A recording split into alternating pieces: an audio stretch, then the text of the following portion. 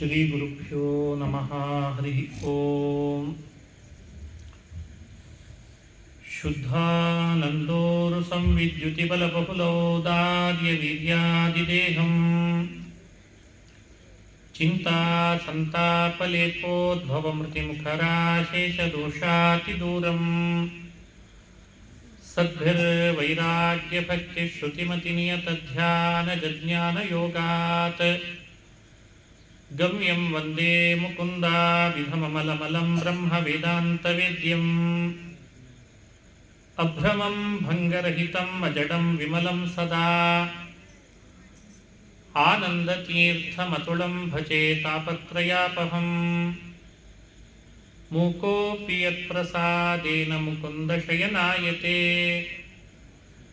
ರಾಜರಾಜಾಯತೆ ರಿಕ್ತೋ ರಾಘವೇಂದ್ರಂ ತಮಾಶ್ರಯೇ ಯಸ್ಯ ಪ್ರಚಂಡ ತಪಸಾ ಶ್ರುತಿಗೀತವೃತ್ತಃ ತುಷ್ಟೋ ಹರಿಃ ಕಿಲ ವಶಂ ವದತಾಮವಾಪ ಶ್ರೀಮಧ್ವಸನ್ಮತಪಯೋನಿಧಿ ಪೂರ್ಣಚಂದ್ರಃ ಶ್ರೀವಿಷ್ಣುತೀರ್ಥಮುನಿರಾಣ್ಮುದಮಾತನೋತು ಆಪಾದಮೌಲಿಪರ್ಯಂತಂ ಗುರುಣಾಮಾಕೃತಿಂ ಸ್ಮರೇತ್ ತೇನ ವಿಘ್ನಾಃ ಪ್ರಣಶ್ಯಂತಿ ಸಿದ್ಧ್ಯಂತಿ ಚ ಮನೋರಥಾಃ.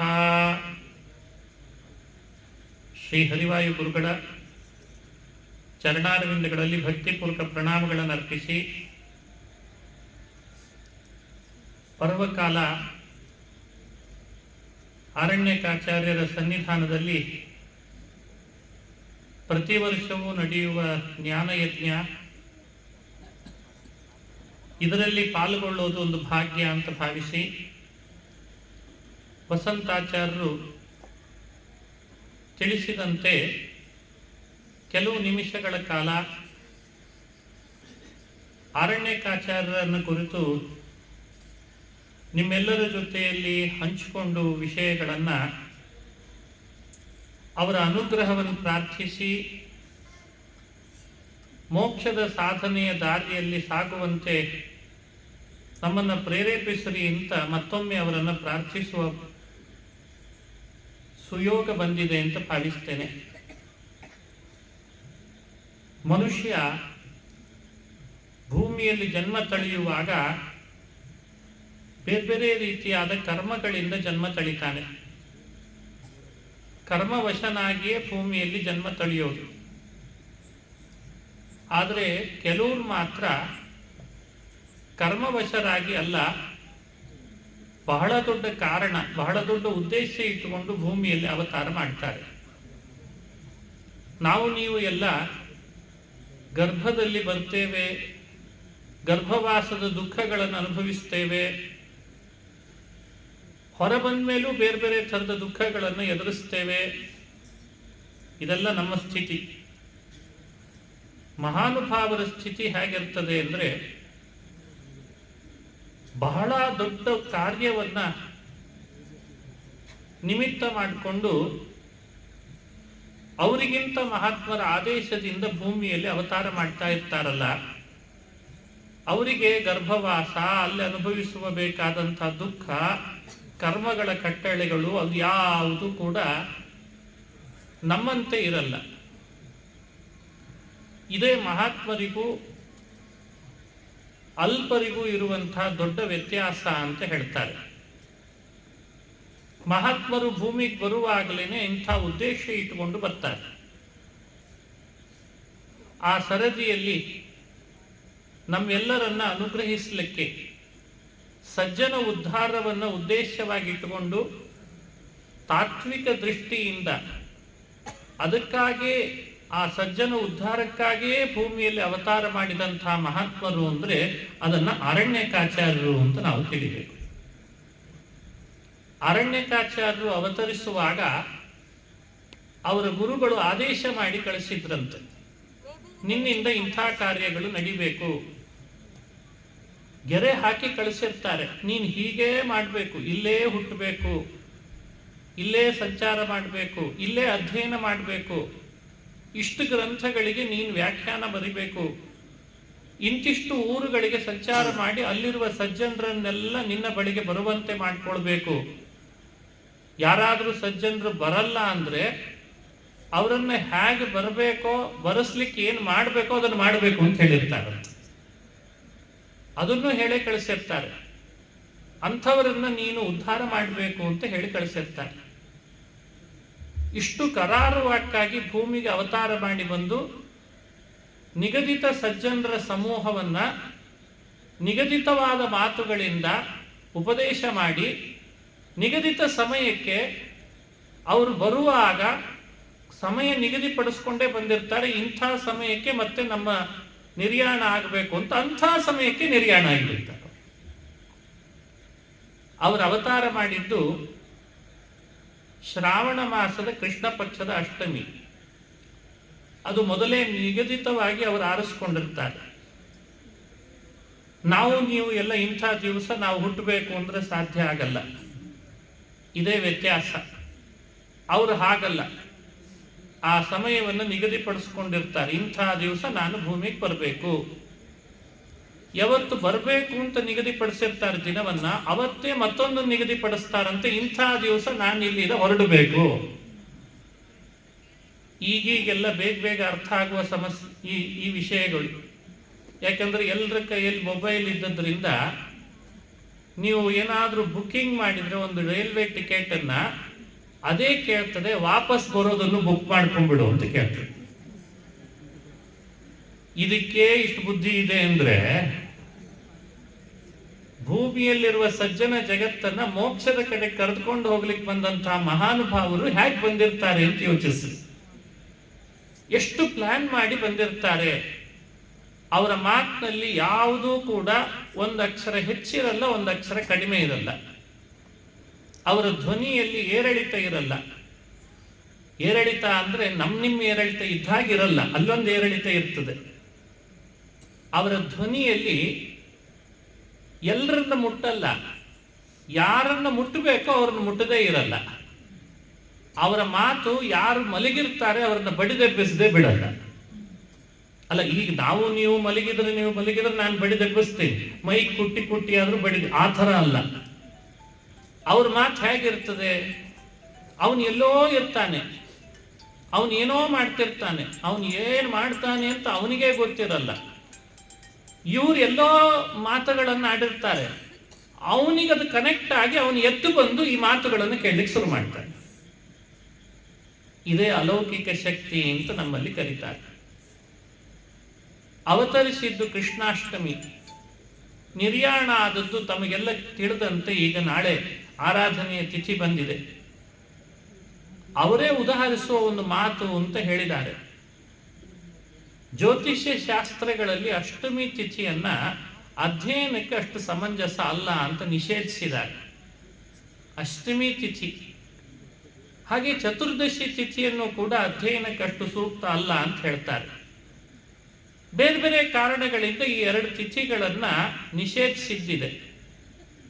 ಆದ್ರೆ ಆರಣ್ಯಕಾಚಾರ್ಯರು ಒಂದು ಮಾತು ಹೇಳ್ತಾರೆ, ಕೃಷ್ಣಾಷ್ಟಮಿ ಕೃಷ್ಣ ಚತುರ್ದಶಿ ಚ ಯದುದ್ಭವ ಲೋಕ ವಿಗರ್ಹಿತೇಪಿ ತಿಥಿ ಉಭೆ ಪೂಜ್ಯತಮೇ ಬಭೂವತು ತಾಭ್ಯಾಂ ನಮೋ ವಿಷ್ಣು ಮಹೇಶ್ವರಾಭ್ಯಾಂ ಅಂತ ಒಂದು ಮಾತು. ಕಾಲ ಜಡವಾದರೂ ಕೆಲವು ವಿಶೇಷತೆಗಳು ಸೇರ್ಕೊಂಡಾಗ ಅದು ನಮಗೆ ಫಲ ಕೊಡೋ ಹಾಗಾಗ್ತದೆ. ತಿಥಿ ಇದೊಂದು ಕಾಲ. ಅಷ್ಟಮಿ ತಿಥಿ ಜ್ಯೋತಿಷ್ಯ ಶಾಸ್ತ್ರದಲ್ಲಿ ಅಷ್ಟಮಿ ತಿಥಿ ಅಂತ ತಮಗೆಲ್ಲ ಪರಿಚಯ ಇದ್ದಂತೆ ಕೃಷ್ಣಾಷ್ಟಮಿ ತಿಥಿ. ಕೃಷ್ಣನ ಅಷ್ಟಮಿ ಅಂತಂದ್ರೆ ಚಂದ್ರನ ಕಲೆಗಳಲ್ಲಿ 8ನೇ ದಿವಸ ಅವತ್ತಿನ 8ನೇ ಕಲೆ ಹೋಗ್ತದಂತೆ. ಶುಕ್ಲ ಪಕ್ಷದಲ್ಲಿ 8ನೇ ದಿನ ಬಂದಾಗ 8ನೇ ಕಲೆ ಕೂಡ್ತದಂತೆ, ಅದಕ್ಕೆ ಶುಕ್ಲ ಪಕ್ಷದ ಅಷ್ಟಮಿ. ಹಾಗೆ ಕೃಷ್ಣಾಷ್ಟಮಿ ಅಂದ್ರೆ ಬಹುಳ, ನಮ್ಮ ಕಡೆಯಲ್ಲೆಲ್ಲ ವದ್ಯ ಅಂತೆಲ್ಲ ಶಬ್ದಗಳಿಂದ ಪಕ್ಷಗಳನ್ನು ಕರಿತೇವೆ ನಾವು. ಶುಕ್ಲ ಪಕ್ಷ, ಕೃಷ್ಣ ಪಕ್ಷ. ಯದ್ಯಪಿ ಕೃಷ್ಣ ಪಕ್ಷ ಅಷ್ಟು ಯೋಗ್ಯ ತಿಥಿ ಅಲ್ಲ ಅಂತಂತಾರೆ, ವಿಗರ್ಹಿತ ತಿಥಿಯಾಗಿತ್ತಂತೆ. ಕೃಷ್ಣ ಚತುರ್ದಶಿ ಕೃಷ್ಣ ಪಕ್ಷದ್ದು ಅದು ಕೂಡ ವಿಗರ್ಹಿತ ತಿಥಿಯಾಗಿತ್ತಂತೆ. ಇಬ್ಬರಿಂದ ಅದಕ್ಕೆ ಮಹತ್ವ ಬಂತಂತೆ. ಯಾರಿಬ್ಬರಿಂದ ಅಂತ ತಮಗೆ ಗೊತ್ತಿದೆ, ಬಹಳ ಪ್ರಸಿದ್ಧ. ಶ್ರಾವಣ ಮಾಸದ ಕೃಷ್ಣ ಪಕ್ಷದ ಅಷ್ಟಮಿಗೆ ಯಾರಿಂದ ಮಹತ್ವ ಬಂತು?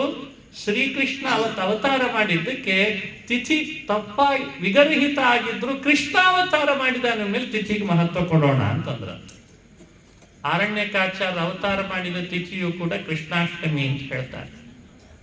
ಹಾಗೆ ಚತುರ್ದಶಿ, ಕೃಷ್ಣ ಚತುರ್ದಶಿಯು ಕೂಡ ವಿಗರ್ಹಿತ ಆಗಿತ್ತು.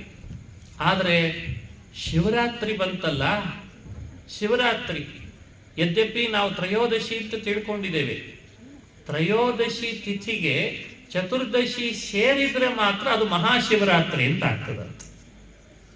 ಚತುರ್ದಶಿ ಸೇರಿರಬೇಕು, ಅದು ಬಹಳ ದೊಡ್ಡ ಪರ್ವಕಾಲ ಆಗ್ತದೆ. ಯಾಕೆ? ಶಿವನ ಮಹಿಮೆ ಅಲ್ಲಿ ನಾವು ಕೇಳಬೇಕು. ಹಾಗಾದ್ರೆ ಎರಡು ಸ್ಪಷ್ಟ ಆಯ್ತು. ಒಂದು ವಿಷ್ಣುವಿನಿಂದ ಬಹಳ ಶ್ರೇಷ್ಠತೆ ಪಡಿತು ಅಷ್ಟಮಿ, ಇನ್ನೊಂದು ಶಿವನಿಂದ ಬಹಳ ಶ್ರೇಷ್ಠತೆ ಪಡಿತು ಚತುರ್ದಶಿ. ಆ ಎರಡು ತಿಥಿಗಳು ಹೇಗೋ ಆರಣ್ಯಕಾಚಾರ್ಯ ಅವತಾರ ಮಾಡಿದ ತಿಥಿ, ಆರಣ್ಯಕಾಚಾರ್ಯರು ವೃಂದಾವನಸ್ಥರಾದ ತಿಥಿಗಳು ಹಾಗೇ ಇದ್ದಾವೆ, ಅವೇ ಆಗಿದ್ದಾವೆ, ಅದಕ್ಕೆ ಮಹತ್ವ ಬಂದಿದೆ ಅಂತ ವ್ಯಾಖ್ಯಾನ ಮಾಡ್ತಾರೆ. ಇದನ್ನು ನಾವು ಅನುಸಂಧಾನ ಮಾಡಬೇಕು. ಯಾಕೆ ಹೇಳಿದೆ ಈ ವಿಷಯವನ್ನ? ವ್ಯಕ್ತಿ ಸಮಯಕ್ಕೆ ಬದ್ಧನಾಗಿ ಸಮಯದಿಂದ ಸಮಸ್ಯೆಗಳನ್ನು ಅನುಭವಿಸೋ ಹಾಗೆ ಬಹಳ ಕಡೆ ಕಾಣ್ತದೆ. ಕೆಲವು ಸಮಯಗಳು ಬಂದಾಗೆಲ್ಲ ಏನ್ ಮಾಡ್ತಾನೆ? ಯಾಕೋ ನಮ್ಮ ಟೈಮ್ ಸರಿ ಇಲ್ಲ ಬಿಡ್ರಿ ಅಂತಂತ. ಅಂದ್ರೆ ಟೈಮಿಗೆ ಬದ್ಧನಾಗ್ತಾನೆ, ಟೈಮಿನಲ್ಲಿ ಅನುಭವಿಸಬೇಕಾದಂಥ ಸಮಸ್ಯೆಗಳನ್ನು ಎದುರಿಸಲಿಕ್ಕೆ ಫೇಲ್ ಆಗ್ತಾನೆ. ಟೈಮನ್ನ ಬಹಳ ಎತ್ತರವಾಗಿ ಕಾಣ್ತಾನೆ, ಬಹಳ ದೊಡ್ಡ ಸಮಸ್ಯೆಯಾಗಿ ಮಾಡ್ಕೋತಾನೆ. ಆದರೆ ಮಹಾನುಭಾವರು ಹೇಗಿರ್ತಾರೆ ಅಂದ್ರೆ, ಟೈಮಿಗೆ ತಾವು ಬದ್ಧರಾದಂತೆ ಇದ್ದೂ ಕೂಡ ಟೈಮನ್ನು ತಮ್ಮ ನಿಯಂತ್ರಣದಲ್ಲಿ ತರ್ತಾರೆ. ಇದೇ ಮಹಾತ್ಮರು, ವಿಷ್ಣು ತೀರ್ಥರು ಅಂತ ನಾವು ಭಾವಿಸ್ತೇವೆ. ಅವ್ರು ಯಾವ ವಿಷಯವನ್ನು, ಯಾವ ಥರದ ತಮ್ಮ ಬದುಕಿನ ಸಮಸ್ಯೆಯನ್ನು ಸಮಯದ ಮೇಲೆ ಹಾಕಿ ಸುಮ್ಮನೆ ಕೂತದ್ದು ಅಂತಿಲ್ಲ. ನಮ್ಮ ಟೈಮೇ ಸರಿ ಇಲ್ಲ, ನಮ್ಮ ಸಮಯವೇ ಸರಿ ಇಲ್ಲ, ನಮ್ಮ ಕರ್ಮವೇ ಸರಿ ಇಲ್ಲ, ಎಷ್ಟು ಸಲಿ ಅಂತೀವಿ ನಾವೆಲ್ಲ. ಯಾಕೋ ಏನೋ ನಮ್ಮ ಮನೆ ಒಳಗಿರೋ ವಾಸ್ತು ಸರಿ, ಈಗ ಸ್ವಲ್ಪ ಜಾಸ್ತಿ ಶುರುವಾಗಿದೆ ಇದು. ನಮ್ಮ ವಾಸ್ತು ಸರಿ ಇಲ್ಲ. ಕೆಲವರಿಗೆ ವಾಸ್ತು ಸರಿ ಇಲ್ಲ, ಕೆಲವರಿಗೆ ಗ್ರಹಗತಿಗಳು ಸರಿ ಇಲ್ಲ, ಕೆಲವರಿಗೆ ಪ್ರಾರಬ್ಧ ಸರಿ, ಕರ್ಮ ಸರಿ ಇಲ್ಲ, ಕೆಲವರಿಗೆ ಸಮಯ ಸರಿ ಇಲ್ಲ. ಆರಣ್ಯಕಾಚಾರ್ಯರು ತಮ್ಮ ಜೀವನದಲ್ಲಿ ಏನು ಹೇಳ್ಕೊಟ್ರು ಅಂದ್ರೆ, ಈ ಎಲ್ಲ ವಸ್ತುಗಳನ್ನ ಸರಿ ಇಲ್ಲ ಅಂತ ಹಾರಾಡಬೇಡ, ಮೊದಲು ನೀನೆಟ್ ಸರಿ ಇದ್ದಿ ಅಂತ ನೋಡ್ಕೊ. ನೀನೆಟ್ ಸರಿ ಇದ್ದಿ, ಸಮಯದ ಮೇಲೆ ಯಾಕೆ ಹಾಕ್ತಿ? ಸಮಯದ ಮೇಲೆ ಕೆಲವರು ಯುಗವನ್ನು ಬೈಲಿಕ್ಕೆ ಶುರು ಮಾಡಿ. ಯಾಕೋ ಕಲಿಯುಗ, ಏನೇ ಸಮಸ್ಯೆಯನ್ನು ಮುಂದೆ ಇಡ್ರಿ, ಅವ್ರು ಹೇಳ್ತಾರೆ ಏನ್ ಮಾಡೋದು, ಕಲಿಯುಗ ಸರಿ ಇಲ್ಲ ಅಂತ ಕಲಿಯುಗದ ಮೇಲೆ ಹಾಕಿಬಿಡ್ತಾರೆ. ಇದು ಸಾಧನೆ ಮಾಡಿಕೊಡೋ ಜೀವಿಯ ಲಕ್ಷಣ ಅಲ್ಲ. ಸರಿ ಇಲ್ಲ ಅಂತ ಹೇಳ್ತೇವಲ್ಲ, ಅದು ಸಾಧಕನ ಲಕ್ಷಣ ಅಲ್ಲ. ಅದು ಮತ್ತೆ ಏನು ಹೇಳಬೇಕು? ಯಾವುದು ಸರಿ ಇಲ್ಲ ಅಂತ ಯೋಚಿಸ್ತಿ, ಅದು ನಿನ್ನ ಅನುಕೂಲ ಆಗೋ ಹಾಗೆ ನೀನು ಮಾಡ್ಕೊಂಡಿ ಅಂದ್ರೆ ನೀನು ಸಾಧಕ ಅಂತ. ಇದು ನೋಡಿ, ಇದು ಚಾಲೆಂಜ್.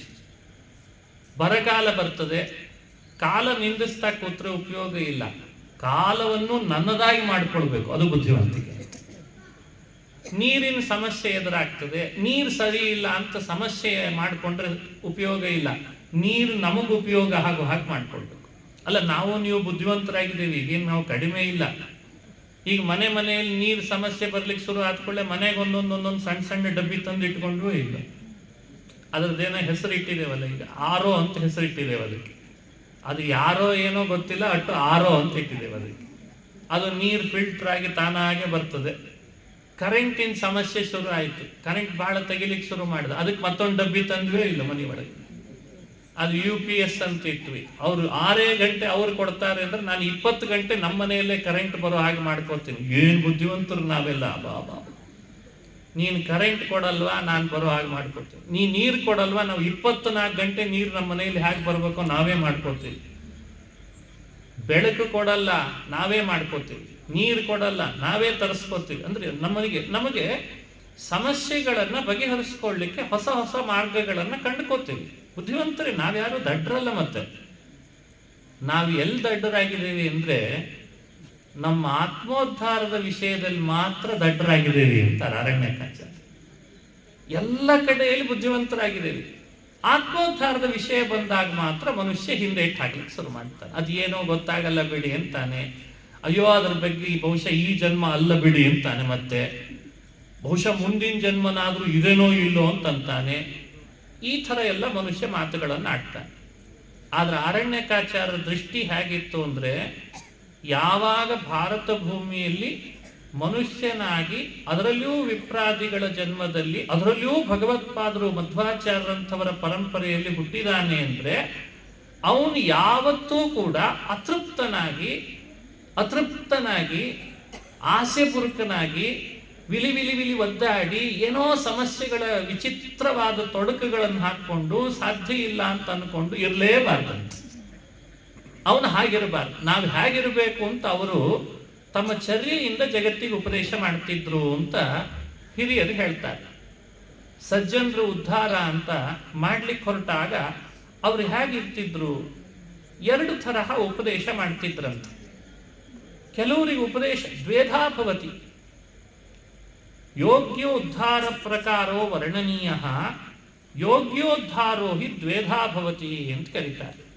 ಸಜ್ಜನರನ್ನು ಉದ್ಧಾರ ಮಾಡೋದು ಅಂತಿದೆ ಅಲ್ಲ, ಅದು ಎರಡು ಥರ ಆಗ್ತದಂತ. ಒಂದು ಸ್ವಪ್ರವೃತ್ತಿಯ ಸ್ವ ಉಪದೇಶೇನ ಚ ಭವತಿ. ಕೆಲವೊಮ್ಮೆ ಸಜ್ಜನರನ್ನು ಉದ್ಧಾರ ಮಾಡಲಿಕ್ಕೆ ಅವರು ಬಾಯಿಯಿಂದ ಹೇಳಿ ಮಾಡಿಸ್ತಿರ್ಲಿಲ್ಲಂತೆ, ತಾವು ಇರ್ತಿದ್ರು, ಅವ್ರ ಜೊತೆಯಲ್ಲಿ ಯಾರೆಲ್ಲ ಇರ್ತಿದ್ರೋ ಅವರು ಅದನ್ನು ತಾನಾಗೆ ಕಲ್ತು ಬಿಡ್ತಿದ್ರು. ಇದೇ ಸ್ವಪ್ರವೃತ್ತಿ, ತಾವು ಮಾಡಿಬಿಡ್ತಿದ್ರು. ಹೀಗೆ ಇಂಥ ಸಮಸ್ಯೆ ಬಂದಾಗ ನಾನು ಹೀಗಿದ್ದೇನೆ ಅಂತ ತಾವಿದ್ದು ಬಿಡ್ತಿದ್ರು. ಅದನ್ನು ನೋಡಿದವರು ನೂರಾರು ಕಣ್ಣುಗಳು ಇರ್ತಿತ್ತಲ್ಲ, ಅವರಿಗೆ ಬಾಯಲ್ಲಿ ಹೇಳದೆ ಹೋದ್ರು ತಾನಾಗೆ ಅದನ್ನು ಕಲ್ತು ಬಿಡ್ತಿತ್ತು. ಇದು ಒಂದು ರೀತಿ ಸಜ್ಜನರ ಉದ್ಧಾರ ಸ್ವಪ್ರವೃತ್ತಿಯಿಂದ. ಎರಡನೇದ್ದು ಸಜ್ಜನರ ಉದ್ಧಾರ ಹ್ಯಾಕ್ ಮಾಡ್ತಿದ್ರು ಅವರು, ಸ್ವ ಉಪದೇಶೇನ ಚ. ಕೆಲವರಿಗೆ ತಾವು ಪ್ರವೃತ್ತಿ ಮಾಡಿ ತೋರಿಸಿದ್ರು ಕೂಡ ಅವರಿಗೆ ಅರ್ಥ ಆಗಲ್ಲ. ಅವಾಗೇನು ಮಾಡಬೇಕು, ಕರೆದು ಕೂಡಿಸಿ ಅವನಿಗೆ ಉಪದೇಶ ಮಾಡಿ, ನೋಡು ಹೀಗಿದ್ರೆ ಹೀಗೆ ಸಮಸ್ಯೆ, ಹೀಗಿದ್ರೆ ಹೀಗೆ ಸಮಸ್ಯೆ ಪರಿಹಾರ ಆಗ್ತದೆ ಅಂತ ಅವನಿಗೆ ಉಪದೇಶ ಮಾಡಿ ಮಾಡ್ತಿದ್ರು. ಇದು ಈ ರೀತಿ ಎರಡಿದೆ. ಅದರಲ್ಲಿ ಆರಣ್ಯಕಾಚಾರ್ಯ ಚರಿತ್ರೆಗಳನ್ನು ನೋಡ್ತಾ ಬಂದ್ರೆ ಎರಡನ್ನೂ ಮಾಡಿದ್ರಂತೆ ಮಹಾನುಭಾವರು. ಯಾಕಂದ್ರೆ ಎರಡೂ ಥರದವರು ಇದ್ದಾರೆ. ಕೆಲವರು ಉಪದೇಶದಿಂದ ತಿಳ್ಕೊಳ್ಳೋರಿದ್ರು, ಕೆಲವರು ತಮ್ಮ ಪ್ರವೃತ್ತಿಯಿಂದ ತಿಳ್ಕೊಳ್ಳೋರು ಇದ್ರು. ಅದರಲ್ಲಿ ಅವರು ಎರಡೂ ಮಾಡಿದ್ರು ಅಂತ ವ್ಯಾಖ್ಯಾನ ಮಾಡ್ತಾರೆ. ವಿಶೇಷ ಅಂದರೆ ಅರಣ್ಯಕಾಚಾರ್ಯರಿಗೆ ತಾವು ಏನು ಮಾಡ್ಲಿಕ್ಕೆ ಬಂದಿರೋದು, ಏನು ತಮ್ಮ ಕಾರ್ಯ, ಇದನ್ನು ತಿಳಿಸಿದ್ಯಾರು ಅಂತ ಪ್ರಶ್ನೆ. ಇದು ಹೇಗೆ ಗೊತ್ತಾಯಿತು? ವ್ಯಕ್ತಿಗೆ ಅದು ಗೊತ್ತಾದರೆ ಆ ವ್ಯಕ್ತಿಯ ಮಾರ್ಗವೇ ಬೇರೆ ಆಗಿರ್ತದೆ, ಸಾಧನೆ ಬೇರೆ ಆಗಿರ್ತದೆ. ಈಗ ನಾವೆಲ್ಲ ಇಲ್ಲಿ ಬಂದಿದ್ದೇವೆ, ನಾವು ಯಾಕೆ ಬಂದಿದ್ದೇವೆ ಅಂತ ನಮಗಿನ್ನೂ ಗೊತ್ತಾಗಿಲ್ಲ ಅಲ್ಲ. ಇಲ್ಲಿ ಇದಕ್ಕೆ ಬಂದಿದ್ದೇವೆ, ಏಕಾದಶಿ ಪ್ರವಚನ ಆರಾಧನೆ ಇದಕ್ಕೆ ಬಂದಿದ್ದೇವೆ, ಇಲ್ಲಿ ಸರಿ. ಇದ್ರ ಬಗ್ಗೆ ಎಲ್ಲ ನಾನು ಕೇಳ್ತಾ ಇರೋದು, ಭೂಮಿಗೆ ಯಾಕೆ ಬಂದಿದ್ದೇವೆ ಅಂತ. ಯಾರಿಗಾದ್ರೂ ಗೊತ್ತಿದ್ರೆ ಹೇಳ್ರಿ ನೋಡೋಣ. ನನಗಂತೂ ಸರಿಯಾಗಿ ಇನ್ನೂ ಅರ್ಥ ಆಗದೆ ಇರೋ ಸಂಗತಿ ಇದು. ನೀವು ಇಷ್ಟು ಜನ ಬಂದಿದ್ದೀರಿ, ನನಗಿಂತ ವಯಸ್ಸಾದವರು ಇದ್ದೀರಿ, ಬೇಕಾದ ಹಾಗೆ ವಿವಾಹ ಆಗಿದೆ, ಕೆಲವ್ರದ್ದು ಆಗಿಲ್ಲ, ಕೆಲವರಿಗೆ ಮಕ್ಕಳು, ಕೆಲವರಿಗೆ ಮೊಮ್ಮಕ್ಕಳು, ಕೆಲವರಿಗೆ ಮರಿಮೊಮ್ಮಕ್ಕಳು ಎಲ್ಲ ಆಗಿದೆ. ಇಷ್ಟು ವಯಸ್ಸಾದವರು ನೀವೆಲ್ಲ ಇಲ್ಲಿ ಬಂದಿದ್ದೀರಲ್ಲ, ನಾವು ಭೂಮಿಗೆ ಯಾಕೆ ಬಂದಿದ್ದೇವೆ ಯಾರಿಗಾದ್ರೂ ಗೊತ್ತಾಗಿದೆನಾ? ಇದು ಗೊತ್ತಾದರೆ ಬಹಳ ಬೇಗ ಮುಂದುವರಿತೇವೆ ನಾವು. ಮತ್ತೆ ಮುಂದೆ ಏನು ಮಾಡಬೇಕು ಅಂತ ಇದು ಗೊತ್ತಾಗದೇ ಇರೋ ಸಮಸ್ಯೆ, ಇದು ಗೊತ್ತಾಗದೇ ಇರೋದು ಒಂದು ಸಮಸ್ಯೆ. ಹೋಗ್ಲಿ, ಮುಂದೇನಾಗಲಿಕ್ಕಿದ್ದೇವೆ ಅಂತಾದ್ರೂ ಗೊತ್ತಿದೆನಾ? ಹಿಂದಿಂದೇ ಗೊತ್ತಾಗಿಲ್ಲ, ಇನ್ನು ಮುಂದಿಂದೇನು ಗೊತ್ತಾಗ್ತಿರ್ತಲ್ಲ ನಮಗೆ. ಅಂತೂ ಕೂತಿದ್ದೇವೆ ಅಲ್ಲ, ಈಗೇನು ಕೂತಿದ್ದೇವೆ, ನಾವೇನು ಉಪನ್ಯಾಸ, ಈಗ ಒಂದಿಷ್ಟು ಸಜ್ಜನರ ಸಂಘದಲ್ಲಿ ಬಂದಿದ್ದೇವೆ, ಇದು ಶ್ರೇಷ್ಠವೇ, ಬಹಳ ಸಂತೋಷದ ಸಂಗತಿ ಇದೆಲ್ಲ. ಇದರಿಂದಲಾದ್ರೂ ಯಾವಾಗಲೂ ಒಮ್ಮೆ ನಾವು ಯಾಕೆ ಭೂಮಿಗೆ ಬಂದಿದ್ದೇವೆ ಅಂತ ಗೊತ್ತಾಗ್ಬಿಡ್ತದೆ. ಈಗ ಗೊತ್ತಾಗದೇ ಇದ್ರು ಸ್ವಲ್ಪ ಸಮಯ ತಗೊಂಡಾದ್ರೂ ಗೊತ್ತಾಗ್ತದೆ. ಅಂತೂ ಇಂಥ ಕಡೆಯಲ್ಲಿ ಹೋಗ್ತಾ ಇರ್ಬೇಕು ನಾವು. ಇದು ಬಹಳ ಶ್ರೇಷ್ಠ. ನೋಡಿ, ನಾವೆಲ್ಲ ಮೊದಲು ಅಲ್ಲಿ ಉಪನ್ಯಾಸ ಮಾಡ್ತಿದ್ವಿ, ಈಗ ಮಾತನೂರು ಬೆಳವಣಿಗೆ ಆಗ್ತಾ ಇದೆ ಆರಾಧನೆಯ ಸಮಯದೊಳಗೆ. ಈಗ ಹಿಂದೆ ಬಂದಿದ್ದೇವೆ, ಮತ್ತೆ ಅಲ್ಲಿ, ಮತ್ತೆ ಆ ಮುಂಭಾಗದ ಬೆಳವಣಿಗೆ, ಇದು ಬಹಳ ಶ್ರೇಷ್ಠ. ಇದೆಲ್ಲ ಬಹಳ ಶ್ರದ್ಧೆಯಿಂದ ನಾವು ಆದರದಿಂದ ನೋಡ್ಕೊಂಡು ಬಂದು ಸಮಯಕ್ಕೆ ಇದನ್ನ ನಾವು ಆದರದಿಂದ ನೋಡ್ಕೊಂಡು ಬರ್ತಾ ಇದ್ದೇವೆ, ಪಾಲ್ಗೊಳ್ತಿದ್ದೇವೆ. ಬಹಳ ಶ್ರೇಷ್ಠ ಇದೆಲ್ಲ, ಅತ್ಯಂತ ಶ್ಲಾಘ್ಯ. ಆರಣ್ಯಕಾಚಾರ್ಯರಿಗೆ ತಾವು ಭೂಮಿಗೆ ಬಂದ ಮೇಲೆ ತಾವು ಯಾಕೆ ಬಂದಿದ್ದೇವೆ ಅಂತ ಅನ್ನೋದ್ರದ್ದು ತಮ್ಮ ಹಿಂದಿನ ಜನ್ಮದ ಸ್ಮರಣೆ ಹೇಗೆ ಬಂತು ಅಂತ ಪ್ರಶ್ನೆ. ಈ ರಹಸ್ಯದ ಬಗ್ಗೆ ಒಂದು ಮಾತನ್ನು ಹೇಳ್ತಾರೆ ಹಿರಿಯರು. ಅವರಿಗೆ ಯಾಕೆ ಬಂದಿದ್ದೇವೆ ಅಂತ ಹೇಗೆ ಗೊತ್ತಾಯಿತು ಅಂದರೆ, ಮಧ್ವವಿಜಯ ಗ್ರಂಥವನ್ನು ನಿರಂತರ ಪಾರಾಯಣ ಮಾಡಿದ್ರಿಂದ ತಾವು ಯಾಕೆ ಬಂದಿದ್ದೇವೆ ಅನ್ನೋದು ಅವ್ರಿಗೆ ಗೊತ್ತಾಯ್ತು. ಹಾಗಾದರೆ ನಮಗೂ ಕೂಡ ಇದು ಶಿಕ್ಷಣ. ಇದು ಆರಣ್ಯಕಾಚಾರ್ಯರ ಪ್ರವೃತ್ತಿಯಿಂದ ನಮಗೆ ಕೊಡ್ತಾ ಇರೋ ಶಿಕ್ಷಣ ಏನು ಅಂದರೆ, ನಾವು ನೀವು ಎಲ್ಲ ಇಲ್ಲಿ ಸೇರಿದೇವಲ್ಲ, ಇನ್ನು ಈ ಆರಾಧನೆ ಮುಗಿಸ್ಕೊಂಡು ನಮ್ಮ ಮನೆಗೆ ಹೋಗೋದು ಸಮಯಕ್ಕೆ ಒಂದು ನಾವು ಮಾಡಬೇಕು. ಏನು ಅಂದರೆ, ಮಧ್ವಾಚಾರ್ಯರ ಜೀವನ ಚರಿತ್ರೆಯನ್ನು ಕೊಂಡಾಡುವ ಮಧ್ವವಿಜಯನ ಚೆನ್ನಾಗಿ ಪಾರಾಯಣ ಮಾಡಬೇಕು. ಮಧ್ವವಿಜಯ ಶುರು ಮಾಡಿದ್ರೆ ಏನಾಗ್ತದೆ ನಮ್ಮಲ್ಲಿ ಬದಲಾವಣೆ ಅಂದರೆ, ನಾವು ಭೂಮಿಗೆ ಬಂದದ್ದು ಯಾಕೆ, ಮುಂದೆ ಏನು ಸ್ಟೆಪ್ ತಗೊಳ್ಬೇಕು ಅನ್ನೋದು ಗೊತ್ತಾಗ್ತದೆ. ಎಂಥ ರಹಸ್ಯ ನೋಡ್ರಿ. ಅದನ್ನು ಒಂದು ಮಾತಿನಲ್ಲಿ ಹೇಳ್ತಾರೆ. ಆರಣ್ಯಕಾಚಾರ್ಯರಿಗೂ ಕೂಡ ದಿನನಿತ್ಯ ತಾವು ಪಾರಾಯಣ ಮಾಡಿ ಮಾಡಿ ಮಧ್ವವಿಜಯವನ್ನ ಸಿದ್ಧಿಪಡಿಸ್ಕೊಂಡದ್ರಿಂದ ಅವರಿಗೆ ತಮ್ಮ ಹಿಂದಿನ ಜನ್ಮದಲ್ಲಿ ತಾವು ಆದದ್ದು, ಉಪದೇಶ ಪಡೆದದ್ದು ಎಲ್ಲದರ ಸ್ಮರಣೆ ಬರಲಿಕ್ಕೆ ಶುರು ಆಯ್ತಂತೆ. ಆ ಸ್ಮರಣೆ ಬಂದದರ ಪ್ರಭಾವದಿಂದ ಅವ್ರ ನಿರ್ಧಾರಗಳನ್ನು ಮಾಡ್ಕೊಳ್ಳಿಕ್ಕೆ, ತಾವೇನ್ ಮಾಡಬೇಕು ಮುಂದೆ ಅನ್ನೋದು ನಿರ್ಧಾರ ಮಾಡ್ಕೊಳ್ಳಿಕ್ಕೆ ಸುಲಭ ಆಯ್ತಂತೆ. ನೋಡಿ, ಆ ಶ್ಲೋಕ ಹೀಗಿದೆ: ಕೃತಚೌಲ ಸೂಪನಯನೋಪಯನಯನಃ ಕೃತಚೌಲ ಸೂಪನಯನೋಪಯಮಃ ಪ್ರತಿಭಾದಿ ಸದ್ವಿಲಸಿತಾತ್ಮಗುಣಃ ಸಮುಮೋದ ಮಧ್ವ ವಿಜಯೈಕರತೇಃ ನಿಜ ಪೂರ್ವ ಸಂಸ್ಮೃತಿಮವಾಪ್ಯ ಗುರುಃ. ಶ್ಲೋಕದ ಅರ್ಥ: ಸಮುಮೋದ ಮಧ್ವ ವಿಜಯೈಕ ರತೇಃ. ಮಧ್ವ ವಿಜಯೈಕ ರತೇಃ ಅಂತ ಒಂದು ಪಾಯಿಂಟ್ ಡಿಕೋಟ್ ಮಾಡ್ತಾರೆ ಇದನ್ನು. ನೋಡಿ ಸಜ್ಜನರೇ, ನಾವು ನೀವು ನಮ್ಮ ನೈಜ ವ್ಯಕ್ತಿತ್ವವನ್ನು ವ್ಯಕ್ತಗೊಳಿಸ್ಕೊಳ್ಳಿಕ್ಕೆ, ನಮ್ಮ ತನವನ್ನು ಅಭಿವ್ಯಕ್ತಗೊಳಿಸ್ಕೊಳ್ಳಿಕ್ಕೆ, ನಾವ್ಯಾರು, ನಾವೇನು ಮಾಡಬೇಕು ಅಂತ ಗೊತ್ತಾಗಬೇಕಾದ್ರೆ ನಮಗೆ ಅದನ್ನು ಪರಿಚಯಿಸೋರು ನಮ್ಮ ಒಳಗಿರುವ ಮೂರು ಲೋಕದ ಗುರುಗಳಾದಂತಹ ವಾಯುದೇವರು ಮಾತ್ರ ಅನ್ನೋದನ್ನು ಅರ್ಥ ಮಾಡ್ಕೊಳ್ಬೇಕು. ಯಾಕಂದ್ರೆ ನಮ್ಮೊಳಗೆ ಉಸಿರಾಡಿಸ್ತಾ ಇರೋದು ಯಾರು ಉಸಿರಾಡಿಸ್ತಿದ್ದಾರೆ ನಮ್ಮೊಳಗೆ? ಬಹಳ ಜನರಿಗೆ ಗೊತ್ತಿಲ್ಲ ಆಡಿಸ್ತಿದ್ದಾರೆ, ನಾವೇ ಆಡಿಸ್ತಿದ್ದೇವೆ ಅನ್ಕೊಂಡಿದ್ದೇವೆ. ಕರೋನಾ ಬಂದಾಗ ಎಲ್ರಿಗೂ ಗೊತ್ತಾಯ್ತು ನಾವಲ್ಲ ಅಂತ. ಕರೋನಾ ಬಂದಾಗ ಗೊತ್ತಾಯ್ತೋ ಇಲ್ಲೋ, ಇದು ನಮ್ದಲ್ಲ, ನಾವಲ್ಲ, ಈ ಸಂಪಾದನೆ ಮಾಡಿದ್ದು ನಮಗೆ ಸೇರಲ್ಲ, ಎಲ್ಲ ಗೊತ್ತಾಯ್ತೋ ಇಲ್ಲ, ಒಂದೊಂದಾಗೆ ಈಗ ಮರ್ತಿದ್ದೇವಲ್ಲ ಅಂತ ನಾನು ನೆನಪಿಸಿದೆ ಅಷ್ಟೇ. ನಿಜವಾಗ್ಲೂ ನಾವು ಉಸಿರಾಡಿಸ್ತಿದ್ದೇವಾ? ನಮ್ಮೊಳಗಿದ್ದು ಉಸಿರಾಡಿಸ್ತಾ ಇರೋರು ಯಾರು? ನಮ್ಮನ್ನ ದೇಹದೊಳಗಿದ್ದು ಇಷ್ಟು ಗಟ್ಟಿಯಾಗಿ ಇಟ್ಕೊಂಡಿರೋರು ಯಾರು? 9 ಬಾಗಿಲುಗಳಿದ್ರು ಒಂದು ಬಾಗಿಲಿನಿಂದಲೂ ಹೊರಗೆ ಹೋಗ್ಲಿಕ್ಕೆ ಬಿಡದೇ ಇರೋ ಹಾಗೆ ಒಳಗಡೆ ಇಟ್ಕೊಂಡಿರೋರು ಯಾರು? 6321000 ಶತಶ್ವಾಸ ಜಪಗಳ 3 ವಿಧ ಜೀವರೊಳಗಬ್ಜ ಕಲ್ಪ ಪರ್ಯಂತ ತಾರಚಿಸಿ ಸಾತ್ವರಿಗೆ ಸುಖ ಸಂಸಾರ ಮಿಶ್ರರಿಗಧಮ ಜನರಿಗಪಾರ ದುಃಖಗಳೀವ ಗುರು ಪವಮಾನ ಸಲಹೆಮ್ಮ. ಸ್ಪಷ್ಟವಾಗಿ ಹೇಳಿದ್ದಾರೆ, ಕನ್ನಡೀಕರಿಸಿ ಹೇಳಿದ್ದಾರೆ. 6321000 ಎಷ್ಟು ಜಪಿಸ್ತಾರೆ ಅನ್ನೋದನ್ನು ಹೇಳಿದ್ದಾರೆ ಸಂಖ್ಯೆಯನ್ನು. ನಮ್ಮ ದೇಹದೊಳಗೆ ನಮ್ಮನ್ನ ಹೀಗೆ ಉಸಿರಾಡಿಸ್ಬೇಕು ಅಂತ ಹೇಳೇನೆ, ಉಸಿರಾಡಿಸಿದ್ರೆ ಬದುಕು ಈ ಜೀವನಿಗೆ ಅಂತ ಹೇಳೇನೆ ಗುರು ಪವಮಾನ ಮುಖ್ಯ ಪ್ರಾಣ 21600 ಬಾರಿ ತಾನು ಜಪಿಸಿ ನಮಗೆ ಉಸಿರಾಡಿಸೋ ಹಾಗೆ ಮಾಡಿದ್ದಾನೆ. ಅರ್ಥ ಆಗ್ತಾ ಇದೆ ಈ ವಿಷಯಗಳು. ಅಂಥ ಮುಖ್ಯ ಪ್ರಾಣನೇ ನಮ್ಮ ಗುರುಗಳಾಗಿ ಮಧ್ವಾಚಾರ್ಯರಾಗಿ ಅವತಾರ ಮಾಡಿದರು. ಅಂಥ ಮಧ್ವಾಚಾರ್ಯರ ಜೀವನ ಚರಿತ್ರೆ ಮಧ್ವವಿಜಯ ಅಂತಾಯ್ತು. ಆ ಮಧ್ವವಿಜಯವನ್ನು ದಿನಾ ಪಾರಾಯಣ ಮಾಡಿದ್ರ ಪ್ರಭಾವದಿಂದ ಆರಣ್ಯಕಾಚಾರ್ಯರಿಗೆ ತಮ್ಮ ಜನ್ಮಾಂತರದ ಸ್ಮರಣೆ ಬರ್ಲಿಕ್ಕೆ ಶುರು ಆಯಿತು ಅನ್ನೋ ಸತ್ಯ ಸಂಗತಿಯನ್ನ ದಾಖಲು ಮಾಡಿ ಕೊಟ್ಟಿದ್ದಾರೆ. ಇದು ಯಾಕೆ ಇದನ್ನು ದಾಖಲು ಮಾಡಿದರು? ಅದು ಅವರಿಗೆ ಮಾತ್ರ ಸಂಬಂಧಪಟ್ಟಿದೆ ಅಂತ ಭಾವಿಸಬಾರ್ದು. ಅವರಿಗಂತೂ ಸರಿ, ನಿಮಗೆಲ್ಲ ಒಂದು ಶಿಕ್ಷಣ ಆಯಿತು. ನಾವು ಯಾವುದೇ ವಯಸ್ಸಿನವರು ಇಲ್ಲಿ ಇರಲಿ, ಕೆಲವರಿಗೆ 50 ಇರ್ಬೋದು, ಕೆಲವರಿಗೆ 70, ಕೆಲವರಿಗೆ 80, ಕೆಲವರಿಗೆ 20, ಕೆಲವರಿಗೆ 30, 40. ಆದರೆ ಇಲ್ಲಿ ಬಂದವರೆಲ್ಲ ಒಂದನ್ನು ಪ್ರತಿಜ್ಞೆ ಮಾಡಬೇಕು. ಅರಣ್ಯಕಾಚಾರ್ಯರೇ, ನಿಮಗೆ ನಿಮ್ಮ ಜನ್ಮಾಂತರದ ಸ್ಮೃತಿ ಬರಲಿಕ್ಕೆ, ಜನ್ಮಾಂತರದಲ್ಲಿ ಓದಿದ್ದರೆಲ್ಲ ನೆನಪು ಬರಲಿಕ್ಕೆ ಮಧ್ವ ವಿಜಯ ಕಾರಣವಾಯಿತೋ, ನಮ್ಮನ್ನು ಮಧ್ವ ವಿಜಯದಲ್ಲಿ ತೊಡಗಿಸ್ರಿ, ನಾವು ಕೂಡ ಜನ್ಮಾಂತರದ ಸ್ಮೃತಿ ಬರೋ ಹಾಗೆ ಮಾಡ್ಕೊಳ್ತೇವೆ. ಇವತ್ತು ಪಾಠ ಮಾಡಿಸ್ಕೊಳ್ಳಿಕ್ಕೆ, ಮಧ್ವ ವಿಜಯ ತಿಳಿಲಿಕ್ಕೆ ಸಾಕಷ್ಟು ಮಾಧ್ಯಮಗಳು ಬಂದಿದ್ದಾರೆ.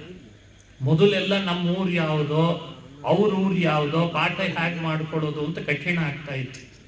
ಇವತ್ತು ಸುಕಾಲ, ನಾವಿರುವ ಕಾಲ ಇದೆ ಅಲ್ಲ, ಸುಭಿಕ್ಷೆಯ ಕಾಲ. ಇವತ್ತು ಮೊದಲಿನ ಬಡತನ ಇಲ್ಲ, ಬಡತನದ ರೇಖೆ ಕಡಿಮೆ ಆಗಿದೆ. ಇವತ್ತು ಇಂಟರ್ನ್ಯಾಷನಲ್ ಪತ್ರಿಕೆಗಳು ಉಲ್ಲೇಖ ಮಾಡ್ತಾ ಇದ್ದಾವೆ, ಇನ್ನು ಕೆಲವೇ ವರ್ಷಗಳಲ್ಲಿ ಭಾರತ ಬಡತನದ ರೇಖೆಗಿಂತಲೂ ಮೇಲೆ ಎದ್ದು 3ನೇ ಸ್ಥಾನ 2ನೇ ಸ್ಥಾನಕ್ಕೆ ಹೋಗ್ತದೆ ಅಂತ ಹೇಳ್ತಾ ಇದ್ದಾರೆ. ಅಂತಾರಾಷ್ಟ್ರ ಮಟ್ಟದಲ್ಲಿ ಈಗ ವರದಿ ಆಗ್ತಾ ಇದೆ. ಹಾಗಾಗಿ ಬಡತನ ಇಲ್ಲ. ಕಮ್ಯುನಿಕೇಶನ್ ಗ್ಯಾಪ್ಸ್ ಕಡಿಮೆ ಆಗಿದೆ. ಈಗ ಗ್ಯಾಪ್ ಇಲ್ಲ. ಆ ಗ್ಯಾಪ್ ಕಡಿಮೆ ಆದ್ರಿಂದಲೂ ಕೆಲವು ಸಮಸ್ಯೆಗಳಾಗ್ತಾ ಇದ್ದಾವೆ, ಅದನ್ನು ಆಮೇಲೆ ಯೋಚನೆ ಮಾಡೋಣಂತೆ. ಅಂತೂ ಕಮ್ಯುನಿಕೇಶನ್ ಗ್ಯಾಪ್ಸ್ ಇಲ್ಲ. ಹೇಳೋರು ಸಾಕಷ್ಟು ಜನ ಇದ್ದಾರೆ. ಯಾರನ್ನಾದ್ರೂ ಒಬ್ಬರನ್ನು ಅವಲಂಬಿಸಿ ಮಧ್ವ ವಿಜಯವನ್ನು ಶ್ರವಣ ಮಾಡಬೇಕು. ಕಡ್ಡಾಯವಾಗಿ ಮಧ್ವ ವಿಜಯ ಪಾರಾಯಣ ಆಗಬೇಕು. ಮಧ್ವನಾಮ, ಸುವಾಲಿ ಅಂತ ಒಂದು ಮಾಡಿಕೊಟ್ಟಿದ್ದಾರೆ ಮಹಾನುಭಾವರು. ಮಧ್ವ ಸುವಾಲಿ ಅಥವಾ ಮಧ್ವನಾಮ, ಅದೆಲ್ಲ ಮಧ್ವ ವಿಜಯದ್ದೇ ಮತ್ತೊಂದು ರೂಪಾಂತರ ಅಷ್ಟೇ. ಇನ್ನು ಮಧ್ವ ವಿಜಯವನ್ನೇ ಚೆನ್ನಾಗಿ ಅಧ್ಯಯನ ಮಾಡಿ ಪಾರಾಯಣ ಮಾಡಿಬಿಟ್ರೆ ಅವರಿಗೆ ತಮ್ಮ ನಿಜಪೂರ್ವ ಸಂಸ್ಮೃತಿಮವಾಪ್ಯ ಗುರುಹು, ತಮ್ಮ ಜನ್ಮಾಂತರದ ಸ್ಮರಣೆಯನ್ನು ಪಡ್ಕೊಂಡು ಬಿಟ್ರಂತೆ. ಇದು ಇಲ್ಲಿ ಕೊಟ್ಟಂತಹ ಒಂದು ಸಂಗತಿ. ಈ ಕೆಲವೇ ಸಣ್ಣ ವಯಸ್ಸಿನಲ್ಲಿ ಮಧ್ವ ವಿಜಯ ಎಷ್ಟು ಪ್ರಭಾವ ಅವರ ಮೇಲೆ ಬೀರ್ತು ಅಂತನ್ಲಿಕ್ಕೆ ಈ ಅಂಶವನ್ನು ಹೇಳ್ತಾರೆ. ಮನುಷ್ಯನಲ್ಲಿ ಮಧ್ವ ವಿಜಯದ ಪ್ರಭಾವ ಏನು ಅಂದರೆ, ಅವನಿಗೆ ತತ್ವಜ್ಞಾನ ಬರಬೇಕಾದ್ರೆ ಸಂಸ್ಕಾರ ಆಗಬೇಕು. ನಮ್ಮ ಮನೆ ಒಳಗೆ ಸಂಸ್ಕಾರಗಳನ್ನು ನಾವು ಎಷ್ಟು ಮಾಡಿಸ್ಕೊಳ್ತೇವೋ, ದ್ರವ್ಯ ಶುದ್ಧಿ, ಕಾಲಶುದ್ಧಿ, ಅದನ್ನೆಲ್ಲ ಅವಲಂಬಿಸಬೇಕಾಗ್ತದೆ. ಅದು ಪರಿಪೂರ್ಣವಾಗಿ 100% ಸಿಗ್ತದೆ ಅಂತಿಲ್ಲ ಇವತ್ತು. ಸತ್ಯ ಅದು. ಸರಿಯಾದ ಪುರೋಹಿತರು, ಸರಿಯಾದ ದ್ರವ್ಯ, ಸರಿಯಾದ ಕಾಲ, 100% ಎಲ್ಲ ಕರೆಕ್ಟಾಗಿರ್ತದೆ ಅಂತಿಲ್ಲ. ಆದರೆ ಮಧ್ವ ವಿಜಯ ಏನು ಮಾಡ್ತದೆ ಅಂದರೆ, ಮಕ್ಕಳಿಗೆ ಈ ಮಾಡುವ ಅಂಗಗಳಲ್ಲಿ ಎಷ್ಟೇ ಲೋಪ ಇದ್ರೂ ಮಧ್ವಾಚಾರ್ಯರ ಜೀವನ ಚರಿತ್ರೆಯನ್ನು ಕೊಂಡಾಡ್ತಾ ಇದ್ರೆ ದಿನನಿತ್ಯ ಆ ಲೋಪ ಎಲ್ಲ ಸರಿ ಮಾಡಿಬಿಡ್ತದೆ. ಈ ಶಕ್ತಿ ಮಧ್ವ ವಿಜಯಕ್ಕಿದೆ. ಹಾಗಾಗಿ ಪ್ರತಿಯೊಬ್ಬರು ಇಲ್ಲಿ ಬಂದಂಥ ತಾಯಂದರು ತಮ್ಮ ಮಕ್ಕಳಿಗೆ ಅರಣ್ಯಕಾಚಾರ್ಯರ ಈ ಸನ್ನಿಧಾನದಲ್ಲೇ ಪ್ರತಿಜ್ಞೆ ಮಾಡಿ ಹೋಗ್ಬೇಕು. ಏನಂತ? ಮಧ್ವ ವಿಜಯವನ್ನು ನಮ್ಮ ಮಕ್ಕಳಿಗೆ ಮೊಮ್ಮಕ್ಕಳಿಗೆ ನಾವು ಕಲಿಸ್ತೇವೆ. ಅದರಿಂದ ಅವರಿಗೆ ಒಳ್ಳೆಯ ಶಿಕ್ಷಣ, ಒಳ್ಳೆಯ ಸಂಸ್ಕಾರ, ಒಳ್ಳೆಯ ರೀತಿಯಾದಂಥ, ಈಗೆಲ್ಲ ಬಹಳ ಜನ ಕಂಪ್ಲೇಂಟ್ ಏನು ಹೇಳ್ತಿದ್ದಾರೆ ಬಂದು ನಮ್ಮ ಹತ್ರ, ನಮ್ಮ ಮಕ್ಕಳು ಯಾಕೋ ದುಶ್ಚಟಗಳಿಗೆ ದಾಸರಾಗ್ತಿದ್ದಾರೆ ಅಂತ ತಾಯಿ ನೊಂದುಕೊಂಡು ನಮಗೆ ಫೋನ್ ಮಾಡಿ ಕೇಳ್ತಾಳೆ. ನಮ್ಮ ಮೊಮ್ಮಗ ವಯಸ್ಸಿಗೆ ಬಂದಿದ್ದಾನೆ, ಎಲ್ಲ ರೀತಿಯಿಂದ ಒಳ್ಳೆಯವನಿದ್ದಾನೆ, ಮತ್ತೆ ನೋಡಿದರೆ ಯಾಕೋ ದುಶ್ಚಟ ಜಾಸ್ತಿ ಆಗಿದೆ ಅಂತಂತಾರೆ. ಎಷ್ಟು ಹೇಳಿದ್ರು ಕೇಳ್ತಾ ಇಲ್ಲ ನಮ್ಮ ಮಾತನ್ನು ಅವನು ಅಂತಾರೆ. ನೋಡಿ, ಆ ದುರ್ವ್ಯಸನಗಳು, ದುಶ್ಚಟಗಳು, ಅವುಗಳಿಗೆ ಬಲಿ ಆಗ್ತಾ ಇದ್ದಾರೆ. ಅವೆಲ್ಲ ಹೋಗ್ಬೇಕಾದ್ರೆ ಅವುಗಳನ್ನೇ ನಾವು ಒತ್ತಿ ಅವ್ರಿಗೆ ಹೇಳಿದ್ರೆ ಅದನ್ನು ಅವ್ರು ಬಿಡಲ್ಲ. ಇವತ್ತು ಮನಃಶಾಸ್ತ್ರ ಹಾಗೆ ಹೇಳ್ತದೆ. ಯಾರಾದರೂ ಮನಃಶಾಸ್ತ್ರಜ್ಞರು ಅಂತ ಇರ್ತಾರೆ, ಅವ್ರು ದುರ್ವ್ಯಸನಗಳನ್ನು ಪರಿಹಾರ ಮಾಡ್ತಾರೆ ಅಂತ ಇರ್ತಾರೆ. ಅವ್ರೇನು ಮಾಡ್ತಾರೆ ಅಂದ್ರೆ ಅದನ್ನು ಬಿಡು ಅಂತ ಯಾವತ್ತೂ ಹೇಳಲ್ಲ. ಅವರು ಅದನ್ನು ತಗೋತಾ ಇರು, ಅಲ್ಲ ನೀನು ಅದನ್ನು ತಗೋತಾ ಇರು ಹೀಗೆ ಹೇಳ್ಬೇಕು. ಅವನಿಗೆ ಬಿಡು ಅಂದ್ರೆ ಡಾಕ್ಟರ್ ಬೈಲಿಕ್ಕೆ ಶುರು ಮಾಡ್ತಾನೆ. ಅದಕ್ಕೆ ತಗೋತಾ ಇರು ಪರವಾಗಿಲ್ಲ, ಆದ್ರೆ ಬರ್ತಾ ಕಡಿಮೆ ಮಾಡು ಅಂತಂತಾರೆ. ಬರ್ತಾ ಕಡಿಮೆನೂ ತಕ್ಷಣಕ್ಕೆ ಮಾಡ್ಲಿಕ್ಕಾಗಲ್ಲ. ಅದಕ್ಕೆ ಮತ್ತೊಂದು ಉಪಾಯ ಹೇಳ್ಕೊಡ್ತಾರೆ. ಹೊಸ ರೀತಿಯಾದಂಥದ್ದನ್ನು ಅಡಾಪ್ಟ್ ಮಾಡ್ಕೊಂಡ್ರಷ್ಟೇನೆ ಹಳೆ ವ್ಯಸನಗಳನ್ನು ಪರಿಹಾರ ಮಾಡಿಕೊಳ್ಳಿಕ್ಕಾಗ್ತದೆ. ಹಾಗಾಗಿ ಮನುಷ್ಯ ಸುಸಂಸ್ಕೃತನಾಗಬೇಕು, ಸಂಸ್ಕಾರವಂತನಾಗಬೇಕಾದ್ರೆ ಅದನ್ನು ಬಿಡು ಅಂತ ಹೇಳೋದಕ್ಕಿಂತ ಇದನ್ನು ಹಿಡಿ ಅಂತ ಹೇಳಿಬಿಟ್ರೆ ತಾನಾಗೆ ಅವನಿಗೆ ಮಧ್ವವಿಜಯದಂತಹ ಗ್ರಂಥ ಸಂಸ್ಕಾರ ಅವನಿಗೆ ಸಿಕ್ತು ಅಂದರೆ ಎಲ್ಲ ಬರ್ಲಿಕ್ಕೆ ಶುರುವಾಗ್ತದೆ. ಇನ್ನೂ ಒಂದು ವಿಶೇಷ ಅಂದರೆ, ಕೆಲವು ಮಕ್ಕಳುಗಳು ಶಾಲೆಗಳಲ್ಲಿ ಅಧ್ಯಯನ ಮಾಡುವಾಗ ಓದ್ತಾರೆ, ಪಾಪ ಅವರಿಗೆ ಅದು ನೆನಪೇ ಬರಲ್ಲ. ಆಮೇಲೆ ನೆನಪಿನ ಪ್ರಾಬ್ಲಮ್, ನೆನಪು ಬರಲ್ಲ. ಕೆಲವರು ಪರೀಕ್ಷೆ ಸಮಯಕ್ಕೆ ತುಂಬ ಫ್ರಸ್ಟ್ರೇಷನ್, ಇವತ್ತು ತುಂಬ ಹೆದರುತ್ತಾರೆ, ಕೈ ನಡುಗುತ್ತಾರೆ. ಇವೆಲ್ಲ ಸಮಸ್ಯೆಗಳಿವೆ. ಅವರಿಗೆ ಪ್ರತಿಭಾ ಶಕ್ತಿ ಬರ್ತಾ ಇಲ್ಲ, ನೆನಪು ಉಳಿತಿಲ್ಲ. ಇಂಥವುಗಳೆಲ್ಲ ಸಮಸ್ಯೆಗಳನ್ನು ಹ್ಯಾಕ್ ಪರಿಹಾರ ಮಾಡಿಕೊಡ್ಬೇಕು? ಆರಣ್ಯಕಾಚಾರ್ಯ ಜೀವನ ಚರಿತ್ರೆಯಲ್ಲಿ ಹೇಳ್ತಾರೆ, ಅವರಿಗೆ ಮಧ್ವವಿಜಯ ಮಂತ್ರವನ್ನು ಗಟ್ಟಿ ಇಟ್ಕೊಂಡಿದ್ದರಿಂದ ಎಲ್ಲಿಲ್ಲದ ಪ್ರತಿಭಾಶಕ್ತಿ ಒಳಗಡೆಯಿಂದ ಉದ್ಭವ ಆಗ್ಲಿಕ್ಕೆ ಶುರುವಾಯ್ತು. ಪ್ರತಿಭಾ ಪ್ರಭಾ ಪ್ರಮುಖ ಸದ್ಗುಣೈರ್ನಿಜೈ ಅತಿ ವಿಸ್ಮಯಂ ನಿಯಮಿನಾಂ ಮನೋನಯನ್ ಅಂತ ಹೇಳ್ತಾರೆ. ಪ್ರತಿಭಾಶಕ್ತಿ, ಮನುಷ್ಯನಿಗೆ ಗ್ರಹಣ ಶಕ್ತಿ, ಧಾರಣ ಶಕ್ತಿಗಳು, ಅದೆಲ್ಲ ಮಧ್ವಾಚಾರ್ಯರು ಅನುಗ್ರಹಿಸಬೇಕಂತ. ಆರಣ್ಯಕಾಚಾರ್ಯರಿಗೆ ಮಧ್ವವಿಜಯವನ್ನು ಚೆನ್ನಾಗಿ ಮಂತ್ರದಂತೆ ಪಾರಾಯಣ ಮಾಡಿದ್ರ ಪ್ರಭಾವದಿಂದ ಅವರ ಒಳೊಳಗೆ ಇಂಥ ಪ್ರತಿಭಾಶಕ್ತಿ ನವನವೋನ್ಮೇಷಿತವಾದದ್ದು ಉದ್ಭವ ಆಗ್ಲಿಕ್ಕೆ ಶುರುವಾಯಿತು ಅಂತ ಒಂದು ಅಂಶವನ್ನು ಹೇಳ್ತಾರೆ. ನೋಡಿ, ಇಲ್ಲಿ ಬಂದಂಥವರಿಗೆಲ್ಲ ಇದು ಕಡ್ಡಾಯ. ಮಧ್ವವಿಜಯ ಹಾಗಾದ್ರೆ ಪ್ರತಿಯೊಬ್ಬ ವ್ಯಕ್ತಿಯ ವ್ಯಕ್ತಿತ್ವವನ್ನು ವಿಕಸನ ಮಾಡ್ತದೆ, ಪ್ರತಿಭಾಶಕ್ತಿ ಜಾಗೃತ ಮಾಡ್ತದೆ, ಸುಸಂಸ್ಕೃತನನ್ನು ಮಾಡ್ತದೆ. ಹಾಗಾಗಿ ಅದನ್ನು ಆತ ಮಾಡಲಿ ಅಂತ ಅವರು ತಮ್ಮ ಮಹಿಮೆಗಳಿಂದ ಲೋಕಕ್ಕೆ ಉಪಕಾರ ಮಾಡಿ ತಿಳಿಸ್ತಾ ಇದ್ದಾರೆ. ಆಮೇಲೆ ಮತ್ತೊಂದು ವಿಷಯವನ್ನು ಹೇಳ್ತಾರೆ. ಮಹಾಮಂತ್ರೇಣ ಮಧ್ವವಿಜಯ ಮಹಾಮಂತ್ರೇಣ ಸಂಸ್ಮಾರಿತ ಅತೀತ ಅನಾಗತ ವರ್ತಮಾನ ಸಮಸ್ತ ಅವಶ್ಯಕ ಕಾರ್ಯಸ್ಯ ಅಂತ ಒಂದು ಮಾತು ಹೇಳ್ತಾರೆ. ಮಧ್ವವಿಜಯ ಮಂತ್ರ ಅರಣ್ಯಕಾಚಾರ್ಯರಿಗೆ ವಯಸ್ಸು ಸಣ್ಣದಿದ್ದಾಗಲೇನೆ, ನಿಮಗೆ ಅದೊಂದು ವಿಷಯ ಹೇಳ್ತೇನೆ, ಅರಣ್ಯಕಾಚಾರ್ಯರು ಬಹಳ ಸಣ್ಣ ವಯಸ್ಸಿನವರಿದ್ದಾಗಲೇನೆ ಮುಂದೆ ನನ್ನ ಗೋಲ್ ಏನು ಅಂತ ತಿಳ್ಕೊಂಡ್ಬಿಟ್ಟಿದ್ರು. ನಾನೇನು ಎಲ್ಲ ಗೊತ್ತಾಗಿತ್ತಂತ. ಅದಕ್ಕೆ ಹೇಳ್ತಾರೆ ಅತೀತ ಅನಾಗತ ವರ್ತಮಾನ ಸಮಸ್ತ ಕಾರ್ಯಸ್ಯ ಅಂತಂತಾರೆ. ಇದು ನೋಡಿ, ಇವತ್ತು ಬಹಳ ಕುತೂಹಲ ನಮಗಿರೋದೇನು ಗೊತ್ತೇನು? ಇವತ್ತು AI ಬಂದಿದೆ. ಏನು ಕುತೂಹಲ ಅಂದ್ರೆ, ನಮ್ಮ date of birth hockey time ಹಾಕಿಬಿಟ್ರೆ ನಮ್ಮ ಜಾತಕ ಬರ್ತದೆ, ಬರ್ತಾ ಇದೆ. ಸ್ವಾರಸ್ಯ ಅಂದ್ರೆ ಜಾತಕ ಬರ್ಬೋದು, ದಶಾಭುಕ್ತಿಗಳು ನಿಮಗೆ ತಿಳಿಬಹುದು. ಈಗ ಚಂದ್ರ ದಶೆ ಗುರು ದಶೆ ಅಂತ ಹೇಳ್ಬೋದು, ಎಲ್ಲ ಅಸಂಪ್ಷನ್ ಮಾಡ್ಬೋದು. ಆಮೇಲೆ ಎಲ್ಲಿವರೆಗೂ ಅಂದ್ರೆ ನಿಮಗೆ ವಿವಾಹ ಆಗುವಂತಹ ಹೆಣ್ಣು ಯಾವ ಊರಿನಿಂದ ಬರ್ತಾಳೆ ಅದನ್ನು ಹೇಳ್ಬೋದು, ಮಕ್ಕಳೆಷ್ಟಾಗ್ತಾರೆ ಹೇಳ್ಬೋದು. ಎಲ್ಲ ಒಂದು ಭಾರಿ ಭಾರಿ ಭಾರಿ ಅಸಂಪ್ಷನ್ ಇದೆ. ಇವೆಲ್ಲ ಇವತ್ತು ಬರ್ತಾ ಇದೆ, AI ಬರ್ತಾ ಇದೆ. ಯಾರು ಜ್ಯೋತಿಷಿಗಳ ಹತ್ರ ಹೋಗ್ಬೇಕಾಗಿಲ್ಲ, ನಿಮ್ಮ ಮೊಬೈಲ್ಗಳೇ ಆ್ಯಪೇ ಸಾಕು ಅಂತೆಲ್ಲ ಬರ್ತಾ ಇದೆ ಅಲ್ಲ. ಆದರೆ ಒಂದು ರಹಸ್ಯ ಹೇಳ್ತೇನೆ, ಅದೇ ಡೇಟಿನ ಅದೇ ವ್ಯವಸ್ಥೆಗೆ ಅನುಗುಣವಾಗಿ ಇನ್ನೊಬ್ಬನಿಗೆ ಹಾಕ್ರಿ, ಅವನಿಗೂ ಅದೇ ಬಂದಿರ್ತದೆ. AI ಸಮಸ್ಯೆ ಏನು ಅಂತ ಹೇಳ್ತಾ ಇದ್ದೇನೆ. ಮತ್ತೊಬ್ಬನಿಗೆ ಹಾಕಿ ಅವನಿಗೂ ಅದೇ ಬರ್ತದೆ. ಇಷ್ಟೇ, ನೀವು ಇಂಗ್ಲೀಷ್ನಲ್ಲಿ ಹಾಕಿದ್ರೆ ಇಂಗ್ಲೀಷ್ನಲ್ಲಿ ಬಂದಿರ್ತದೆ, ಕನ್ನಡದಲ್ಲಿ ಹಾಕಿದ್ರೆ ಕನ್ನಡದಲ್ಲಿ. ಆಮೇಲೆ ನೀವು ಇದನ್ನ ಮತ್ತೊಂದನ್ನ ಕಂಪೇರ್ ಮಾಡ್ಲಿಕ್ಕೆ ಹೋದ್ರೆ ನನಗೆ ಹೇಳಿದ್ದೇ ಇಲ್ಲೋ ಅಂತ ನೀವೇ ಅಂತೀರ. ಆಮೇಲೆ ಹಾಗಾದ್ರೆ ಅದು ಏನ್ ಮಾಡಿದೆ, ಪ್ರೋಗ್ರಾಮ್ ಸೆಟ್ ಮಾಡಿ ಕೊಟ್ಟು ನಮಗೆ ಇಷ್ಟ ಆಗ್ಬೋದು ಅಂತ ಅಸಂಪ್ಷನ್ ಮಾಡ್ತಾ ಇದೆ ಹೊರತು ನಮ್ಮದೇ ಆದಂತಹ ಒಳಗಿರುವ ವ್ಯಕ್ತಿತ್ವವನ್ನು ಡಿಕೋಡ್ ಮಾಡ್ಲಿಕ್ಕೆ AI ಸಮರ್ಥ ಆಗ್ತಾ ಇಲ್ಲ. ಅದನ್ನು ಸಂಶೋಧನೆ ಮಾಡ್ಲಿಕ್ಕೆ ಶುರು ಮಾಡಿದ್ದಾರೆ ಇವತ್ತು. ಇರ್ಲಿ, ಆ ಸಂಶೋಧನೆ ಬಗ್ಗೆ ಆಮೇಲೆ ಮಾತಾಡೋಣ. ಆದ್ರೆ ಒಂದು ರಹಸ್ಯ ಏನು ಅಂದ್ರೆ, ಮಧ್ವವಿಜಯದಿಂದ ಆಗೋದು, ಅದನ್ನು ಅವರು ಸ್ಪಷ್ಟಪಡಿಸಿದ್ರು. ಮುಂದೇನಾಗ್ತೇವೆ, ಹಿಂದೇನಾಗಿದ್ವಿ, ಈಗ ನಾನು ಏನು ಕಾರ್ಯವನ್ನ, ಯಾವ ಸ್ಟೆಪ್ ಅನ್ನ ನನ್ನ ಜೀವನದಲ್ಲಿ ತಗೊಳ್ಬೇಕು, ಇದು ಮನುಷ್ಯನಿಗೆ ಬೇಕಾಗಿರುತ್ತೆ. ಇವತ್ತು ಟರ್ನಿಂಗ್ ಪಾಯಿಂಟ್ ಅಂತ ವ್ಯವಸ್ಥೆ. SSLC ಆದ್ಮೇಲೆ PUCಗೆ ಹೋಗೋ ಮುನ್ನ ಏನು ತಗೊಳ್ಳಿ, ಟರ್ನಿಂಗ್ ಪಾಯಿಂಟ್. PUC ಆದ್ಮೇಲೆ ನೆಕ್ಸ್ಟ್ ಸ್ಟೆಪ್ಪು, ನಾನು PCMB, ಅಂದ್ರೆ ಅಲ್ಲಿ 108 ವಿಭಾಗಗಳಿವೆ. ನಾನು BA ಮಾಡ್ಲೋ, MA ಮಾಡ್ಲೋ, ಸೈನ್ಸಿಗೆ ಹೋಗ್ಲೋ, ಮ್ಯಾಥ್ಸಿಗೆ ಹೋಗ್ಲೋ, ಅಲ್ಲಿ ಮತ್ತೆ ಪುನಃ ಗೊಂದಲಗಳು. ಇದನ್ನು ಹೇಗೆ ನಿರ್ಧಾರ ಮಾಡ್ತೀವಿ? ಎಲ್ಲ ಕಡೆ ಗೊಂದಲ ಇದೆ ಮನುಷ್ಯನಿಗೆ, ಶೈಕ್ಷಣಿಕವಾಗಿ ಗೊಂದಲ ಇದೆ. ಒಳ್ಳೆ ಕೆಲಸ ಸಿಕ್ತು, ಒಳ್ಳೆ ಪ್ಯಾಕೇಜ್ ಇದೆ ಅಂದ್ರೆ ವಿವಾಹ ಮಾಡ್ಕೊಳ್ಬೇಕಾದ್ರೆ ಮತ್ತೆ ಸಮಸ್ಯೆಗೀಡಾಗ್ತಾನೆ. ಯಾರನ್ನ ಅರಸ್ಲಿ? ಹುಡುಗನಿಗೂ ಸಮಸ್ಯೆ, ಹುಡುಗಿಗೂ ಸಮಸ್ಯೆ ಶುರುವಾಗಿದೆ. ಮನೆ ಒಳಗದೆಲ್ಲರದ್ದು ಮಾತು ಕೇಳ್ತಾನೆ, ಆದ್ರೂ ಮತ್ತೆ ಹಿಂಗೆ ತಲೆ ಎಳಿಯಾಡಿಸಿ ಓಡೋಗ್ಬಿಡ್ತಾನೆ. ಮತ್ತೆ ಹೆಣ್ಣು ಹಾಗೆ ಮಾಡ್ತಿದ್ದಾಳೆ, ಗಂಡು ಹಾಗೆ ಮಾಡ್ತಿದ್ದಾಳೆ. ಆಮೇಲೆ ಮಕ್ಕಳನ್ನ ಪಡೆಯೋ ಅದು ಇನ್ನೂ ದೊಡ್ಡ ದುರಂತ, ಅದು ಭಾರಿ ವಿಚಾರ. ಅಲ್ಲಿ ಹತ್ತು ಮನೆ ಮಾಡಿ ಮಕ್ಕಳನ್ನ ಹಡಿಬೇಕು, ಮಕ್ಕಳನ್ನ ಹಡಿದು ಮನೆ ಕಟ್ಟಬೇಕು, ಇದು ಬೇರೆ ವಿಷಯ.